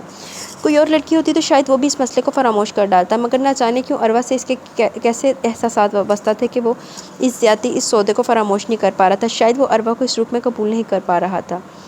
ان لوگوں کو مری آئے ہوئے پورا ایک ماہ ہو چکا تھا، اور پورا ایک ماہ عارفین اپنے آپ کو سمجھانے میں لگا رہا۔ ہاں، اس ایک ماہ میں بس یہ تبدیلی آئی تھی کہ دونوں میں بات چیت کا سلسلہ بحال ہو گیا تھا۔ اروا اگر اچھے طریقے سے پیش آتی تھی تو عارفین بھی نارمل ہونے لگا تھا، اور اس چیز کا اندازہ ان کی گفتگو سے ہوتا تھا۔ اس وقت بھی عارفین کو آتے دیکھ کر اروا تیزی سے قریب آئی۔ عارفین کا کام آج کل زوروں پہ تھا، اس کی مری والی برانچ میں بھی کافی پروجیکٹ کا اضافہ ہو چکا تھا، اور وہ ہر کام اپنی موجودگی میں کروا رہا تھا۔ ابھی بھی وہ آفس سے ہی لوٹا تھا۔ چائے لے آؤں آپ کے لیے؟ وہ کافی دیر ریلیکس کرنے کے لیے صوفے پہ بیٹھا تھا جب وہ بھی بیویوں کے روپ میں سامنے آ کھڑی ہوئی۔ حالانکہ وہ ان چیزوں کا عادی نہیں تھا، نہ ہی اس کی سوسائٹی میں بیویاں اتنی تابعداری کا مظاہرہ کرتی تھیں، مگر پھر بھی نہ جانے کہ اسے اروا کا یہ انداز بہت اچھا لگتا تھا۔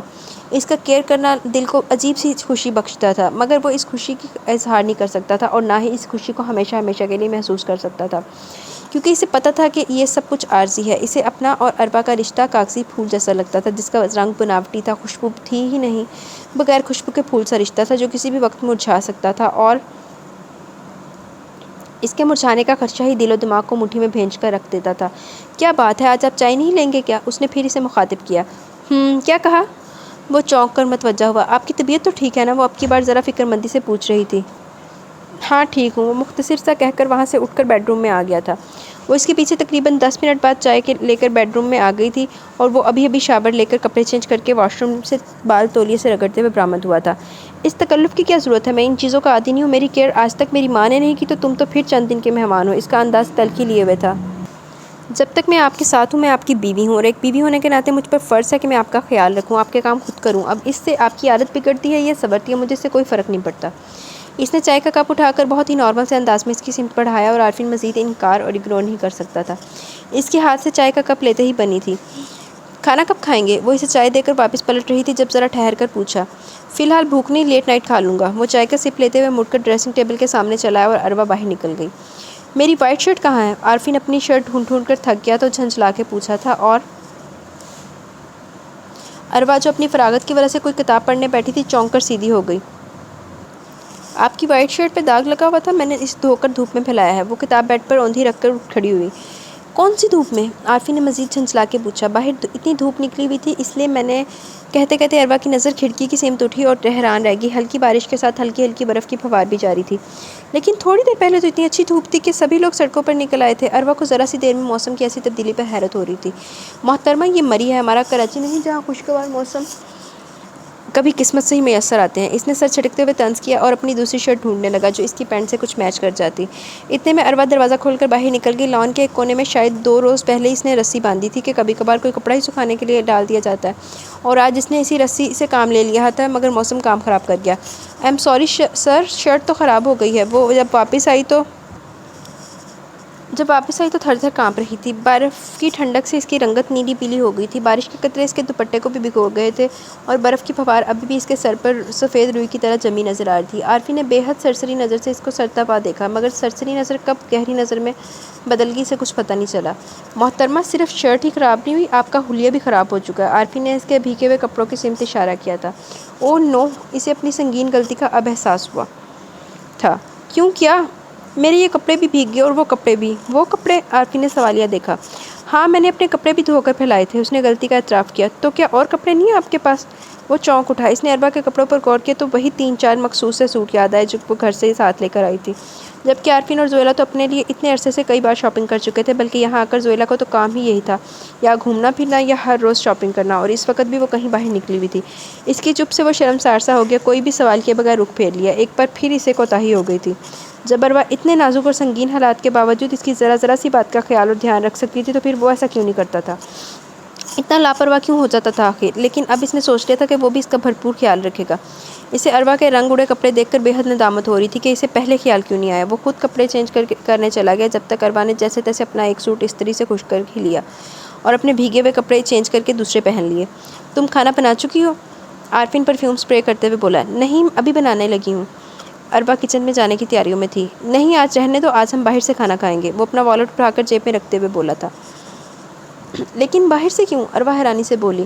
بس آج اتنے اچھے موسم کو دیکھ کر موڈ ہو رہا ہے، اور ویسے بھی کبھی کبھی ہوٹلنگ بھی کر لینی چاہیے، طبیعت پہ اچھا اثر پڑتا ہے۔ وہ اپنا موبائل اور گھڑی بھی اٹھا چکا تھا۔ لیکن میں کیسے جا سکتی ہوں؟ اروا کو اپنی حالت دیکھ کر احساس ہوا وہ بے حد عام سے کپڑے، نہ کوئی گرم چادر تھی اور نہ ہی گرم سلیپر تھے۔ یہ میری چادر لے لو۔ عارفین نے اپنی گرم وول کی چادر اٹھا کر اسے تھمائی کہ وہ کندھوں پر ڈال لے۔ مگر سر، اس طرح اچھا کچھ نہیں ہوگا یار، تم چلو تو صحیح۔ عارفین نے بے ساختی سے کہتے ہوئے اس کے ہاتھ سے پکڑ کر کھینچا تھا، اور پھر اگلے ہی لمحے اپنی بے تکلفی اور بے ساختی کا احساس بھی ہو گیا۔ سوری۔ اس نے ذرا کھجل ہوتے اروا کا ہاتھ چھوڑ دیا اور اروا نظر چرا گئی۔ وہ دونوں آگے پیچھے چلتے ہوئے پورٹیکو میں پہنچے ہی تھے کہ اتنے میں زویلہ اپنی گاڑی سے اترتی ہوئی دکھائی دی۔ اوہ ہو جناب، آج کہاں کی تیاریاں ہیں؟ زویلہ نے انہیں ایک ساتھ دیکھ کر معنی خیز خوشگواریت کا اظہار کیا۔ اروا کا چہرہ جھک گیا۔ بس آج مال روڈ پہ گھومنے کا موڈ ہو رہا ہے۔ عارفین گاڑی کا ڈور کھولتے ہوئے لاپرواہی سے بولا۔ اوہ، یعنی شاپنگ کرنے کا ارادہ؟ بالکل شاپنگ کا ارادہ ہے۔ اس نے اس بات پہ سر ہلایا اور اروا کو گاڑی میں بیٹھنے کا اشارہ کیا۔ اچھا ارادہ ہے، اوکے، انجوائے یور سیلف۔ زویلہ مسکراتی ہوئی اندر چلی گئی اور عارفین ایک پل کے لیے یہ سوچنے پر مجبور ہو گیا کہ کیا بیویاں زویلہ جیسی بھی ہوتی ہیں، جو اپنے شوہر کو دوسری عورتوں کے ہاتھوں سونپ کر اس کے ساتھ دیکھ کر خوش ہوتی ہیں؟ کوئی اور وقت ہوتا تو وہ مزید سوچتا، مگر اروا کا خیال کرتے ہوئے اس نے سر جھٹک دیا اور گاڑی باہر نکال لی تھی۔ عارفین اس کی چپ اور اداسی دور کرنے کی غرض سے اس کے گھر والوں کا ذکر چھیڑ لیتا تھا اور وہ ذرا دیر کے لیے کچھ بہل جاتی تھی۔ اس وقت بھی وہ باتیں کرتے کرتے شاپنگ کرنے نکل آئے تھے، اور رفتہ رفتہ عارفین نے ڈھیر ساری شاپنگ کر ڈالی۔ سر پلیز بس کریں، اتنا سب کچھ لینے کی کیا ضرورت ہے؟ اروا اسے روکنے لگی اور وہ اتنی شاپنگ دیکھ کر بوکھلا گئی تھی۔ یہ سب تمہاری ضرورت کی چیزیں ہیں، جب گھر جا کر استعمال کرو گے تو پھر تمہیں اندازہ ہوگا کہ تمہیں ان کی کتنی ضرورت تھی۔ اس نے اس کے لیے کاسمیٹکس کی بھی کافی چیزیں لی تھیں، اور کچھ چیزیں اس نے وہ بھی خریدی تھی جن کو دور سے ہی دیکھ کر اروا شاپ میں داخل ہی نہیں ہوئی تھی۔ اس کا چہرہ سرخ ہو گیا اور ہتھیلیوں میں پسینہ پھوٹ نکلا۔ چلو کچھ کھا لیتے ہیں، کافی بھوک لگ رہی ہے۔ وہ شاپنگ بیگ سنبھال کر والیٹ جیب میں رکھ ڈالتے ہوئے باہر آیا تو اروا نے اسے دیکھنے سے بھی گریز کیا۔ عثمانیہ ریسٹورنٹ تک وہ دونوں چھتریوں کا سہارا لے کر پیدل چلتے ہوئے آئے تھے۔ بارش کی بوندوں میں تو کمی آ گئی تھی، مگر برف کی پھوار ابھی بھی ہمس تھی۔ ان کی واپسی رات دیر گئے ہوئی اور تب تک زویلہ سو چکی تھی۔ اسے کچھ پتہ نہیں چلا کہ وہ کیا کچھ لے کر آئے اور آتے سمے اتنے تھکے ہوئے تھے کہ بیڈ پر گرتے ہی نیند آ گئی، حالانکہ جسم سون ہو رہا تھا۔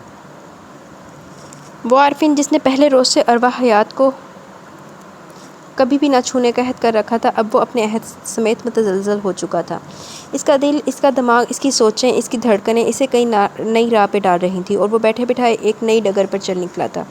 اروا کے حوالے سے اس احساسات اور جذبات میں کافی زیادہ تبدیلی آ گئی تھی۔ وہ اپنے رشتے کے کچے رنگ کی بجائے ایک پکا رنگ دینا چاہتا تھا، اور اس حوالے میں اس نے بہت کچھ سوچ لیا تھا۔ اس لیے آج کل وہ کچھ فریش اور ہلکا پھلکا محسوس ہو رہا تھا، اور اس کے موڈ کی خوشگواریت اروا کے علاوہ بھی سبھی نے محسوس کی۔ اس وقت وہ اپنے کمرے کے ٹیرس میں 2 کرسیاں ڈالے بیٹھے ہوئے تھے اور برف باری کا منظر انجوائے کر رہے تھے، ساتھ ساتھ ہلکی پھلکی باتیں بھی جاری تھیں۔ اس موسم میں سب سے زیادہ ضروری چیز ہوتی ہے چائے، اور وہ ہمارے پاس ہے ہی نہیں، اس لیے آپ ویٹ کریں، میں ابھی چائے لے کر آتی ہوں۔ اروا مسکراتے ہوئے کہہ کر یکدم اٹھی کھڑی ہوئی، مگر عارفین نے ہاتھ بڑھا کر اس کے ہاتھ تھام لیے تھے۔ اس کے مضبوط ہاتھ کی پرحدت گرفت کا لمس کچھ اور ہی کہہ رہا تھا، جس پر اروا کا دل سکڑ کر سمٹا تھا۔ بیٹھ جاؤ، اس موسم میں صرف چائے ہی نہیں ضروری ہوتی، ایک دوسرے کا ساتھ اور قربت بھی بہت معنی رکھتی ہے۔ چائے تو بعد میں بھی مل سکتی ہے، مگر احساس کے لمحے دوبارہ ہاتھ نہیں آتے۔ اس نے اروا کا ہاتھ چھوڑے بغیر اسے واپس چیئر پر بٹھا دیا اور اروا کی جیسے کوفتے کوئی آئی منجمد سی ہو کے رہ گئی۔ اس وقت میرے ہاتھ میں چائے کا کپ نہیں بلکہ تمہارا ہاتھ دلکش لگ رہا ہے، اور اس موسم کی ساری رنگینی، سارا لطف تمہارے اس خوبصورت ہاتھ کے لمس میں سمٹ آیا ہے۔ اب تم بتاؤ، کیا میں اس ہاتھ کو چھوڑ کر ایک بے جان کپ کی کیسے خواہش کر لوں؟ عارفین اور اروا کی کرسیاں ایک دوسرے کے آمنے سامنے بچھی ہوئی تھی، دونوں روبرو بیٹھے تھے، اور اس کا ہاتھ وہ اپنے دونوں ہاتھوں میں دباتے بغور اس کی مخروطی انگلیوں اور ترچے ہوئے ناخنوں کو دیکھ رہا تھا۔ تمہارے ہاتھ بہت خوبصورت ہے اروا، اگر کبھی اس ہاتھ پہ میں اپنا دل رکھ دوں تو کیسا لگے گا؟ وہ اس کی شفاف گلابی ہتھیلی پھیلاتے ہوئے بولا۔ اروا نے چونک کر اسے دیکھا تھا۔ بولو نا اروا، کیا میں اس ہاتھ پہ اپنا دل رکھ سکتا ہوں؟ اب کی بار اس کے لہجے میں بے قراری سمٹ آئی تھی۔ سر، میرے اس ہاتھ کی اتنی اوقات کہاں کہ اس پر کوئی اپنا دل رکھ دے۔ یہ ہاتھ ایک غریب مفلس لڑکی کا ہاتھ ہے، یہ ہاتھ بہت سے لوگوں سے بھیک مانگ چکا ہے، بہت حقیر ہے، اور آپ… وہ کچھ کہتے ہوئے چپ ہو گئی تھی۔ میں اس سے زیادہ حقیر ہوں اروا، جیسے یہ خالی ہے ویسے ہی میں بھی خالی ہوں، میرے پاس بھی کچھ نہیں ہے، اور جو ہے وہ میں اس ہاتھ میں سونپ دینا چاہتا ہوں، اور جو چیز میں اس ہاتھ میں سونپ رہا ہوں وہ میں نے آج تک کسی کے حوالے نہیں کی، کبھی کسی کا سایہ بھی نہیں پڑنے دیا، یا پھر مجھے یہ کہنا چاہیے کہ مجھے آج تک کوئی ایسا ملا ہی نہیں جو اس کے قابل لگتا۔ جب کوئی اس کے قابل لگا تب میں شادی شدہ ہو چکا تھا، لیکن اللہ نے کچھ ایسی سبیل نکال ہی دی کہ آج میں سب کچھ کہنے کے لیے اپنے آپ کو آزاد محسوس کر رہا ہوں۔ سر پلیز، آپ یہ دل کے حساب کتاب رہنے دیں، کوئی اور بات کریں۔ اروا کترا گئی تھی۔ کیسے رہنے دوں؟ بڑی مشکل سے تو کوئی لمحہ میں اثر آیا ہے۔ عارفین نے دل کی گہرائیوں سے کہتے ہوئے اروا کی ہتھیلی کو پورے استحقاق سے چوم کر اپنے دل پر رکھ لیا، اور وہ جیسے لرز کر رہ گئی۔ اتنی شدید سردی کے باوجود اس کے ماتھے پر پسینہ آ گیا تھا۔ عارفین اس لمحوں کو کچھ اور طول دیتا مگر وہ ہاتھ کھینچ کر یکدم اندر آ گئی۔ اب حال یہ تھا کہ عارفین کی طرف وارفتگی اور والہنہ پن انگڑائیاں لے رہا تھا، جبکہ اروا کترائی ہوئی رہنے لگی تھی۔ اسے عارفین کے جذبات سے ڈر لگنے لگا تھا کہ آئندہ کیا ہوگا۔ وہ سب کچھ مجبوری کے تحت کر رہی تھی، لیکن محبت کا روگ نہیں پال سکتی تھی۔ بہتر یہی تھا کہ ان کے رشتے کے رنگ کچے رنگ ہی رہتے، اگر گہرے ہو جاتے تو مٹتے مٹتے بھی اتنا وقت لے سکتے تھے، جبکہ وہ یہاں ایک ایگریمنٹ کے تحت آئی تھی، دلوں کے رشتے پالنے نہیں۔ عارفین کو ایک ہفتہ ہو چکا تھا، وہ آفس کے کسی کام سے واپس کراچی آیا ہوا تھا۔ یہاں کا سارا کام مینیجر صاحب نے سنبھالا ہوا تھا، اور وقتاً فوقتاً رابعہ فیاضی بھی آفس کا چکر لگاتی رہتی تھی۔ عارفین کی غیر موجودگی میں وہ اکثر آفس کا کام سنبھال لیتی تھی، اور اس طرح عارفین کو آفس کی طرف سے ذرا کم ہی ٹینشن ہوتی تھی۔ عارفین ہماری ایک جاننے والی ہیں، مسز فاروق انصاری، ان کا بیٹا حال ہی میں اپنی اسٹڈی سے فارغ ہوا، وہ جاب کرنا چاہتا ہے، چند روز پہلے ہی جاب کی تلاش میں یہاں آیا تھا، مگر میں نے اسے اپوائنٹ نہیں کیا، لیکن اس سے کہہ دیا تھا کہ تم سے مشورہ کر کے بتاؤں گی۔ اب تم بتاؤ کہ کیا کہتے ہو، کیا تمہیں کسی امپلائر کی ضرورت ہے؟ عارفین بھی مسز فاروق اور مسٹر فاروق انصاری کو جانتا تھا، مگر ان کا بیٹا کون تھا یہ ذہن میں نہیں آ رہا تھا۔ نام کیا ہے اس کا؟ احمر انصاری۔ رابعہ شیرازی کے بتانے پر اسے یاد آ گیا۔ اوہ ہاں، میری ملاقات ہوئی تھی اس سے کسی فنکشن میں، کافی اچھا لڑکا ہے، آپ اسے اپوائنٹ کر لیں، باقی ساری ڈیٹیلز مینیجر صاحب سمجھا دیں گے۔ عارفین کہہ کر اٹھ کھڑا ہوا۔ کہاں جا رہے ہو؟ گھر؟ اتنی جلدی؟ جی، وہ بابا جان آنے والے، انہوں نے مجھے تھوڑی دیر پہلے فون پہ بتایا تھا۔ جو کچھ تمہیں سمجھایا تم بابا جان سے وہی کہنا، اوکے؟ ان کی تاکید پر وہ کچھ بھی کہے بغیر باہر نکل آیا تھا۔ تھوڑی دیر بعد وہ گھر پہنچا تو بابا جان اس سے پہلے آئے بیٹھے تھے۔ اتنے دنوں بعد پوتے کو دیکھ رہے تھے، لہٰذا بازو پھیلا دیے تھے، اور وہ بھی خاصی گرم جوشی سے ملا تھا۔ کیسے ہیں آپ، اور بی بی جان کی طبیعت کیسی ہے؟ اور مہنونسا آنٹی بھی ٹھیک ہے نا؟ وہ فرداً سب کا پوچھ رہا تھا۔ اللہ کا کرم ہے بیٹا، سب اچھے حال میں ہیں، تم اپنی سناؤ، زویلا کیسی ہے؟ بابا جان کی تان آخرکار زویلا پر ہی آ کر ہی ٹوٹتی تھی۔ زویلا بھی ٹھیک ہے، اس کے انگلینڈ جانے کے سارے انتظامات ہو چکے ہیں، ڈاکٹر سے اپائنٹمنٹ بھی لے لی ہے۔ یہ وہ جملہ تھا جو عارفین نے رابعہ شیرازی کے حسب منشاء ادا کیا تھا، ورنہ بابا جان کو اندھیرے میں رکھنے کا خیال ہی سے بے چین کر ڈالتا تھا، مگر اس کی مجبوری تھی، اگر ایسا نہ کرتا تو اس کی نام نہاد ماں گھر چھوڑ کر چلی جاتی، اور وہ اپنی سوسائٹی میں کیا منہ دکھاتا۔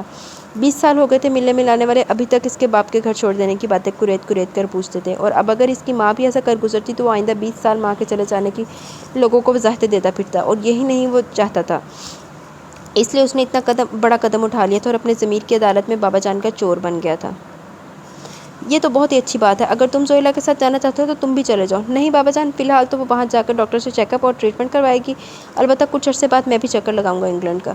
اس نے بابا جان کو ہر طرح سے مطمئن کر دیا۔ انشاءاللہ اللہ ہماری مراد ضرور پوری کرے گا، تمہاری بی بی جان نے بہت سی منتیں مان رکھی ہیں۔ بابا جان بہت خوش لگ رہے تھے، اور ان کو خوش دیکھ کر عارفین کو اچھا لگا تھا۔ جی تو گائز، آج کے ایپیسوڈ اپنے اختتام کو پہنچی۔ کیسی لگی آپ کو ایپیسوڈ؟ انشاءاللہ کل ہم اپنا ناول اینڈ کر دیں گے، تو آپ کو ایپیسوڈ کیسی لگی اپنی رائے کا ضرور اظہار کیجیے گا، اور مجھے اجازت دیں، انشاءاللہ ملیں گے کل with new episode, that will be last episode انشاءاللہ۔ تو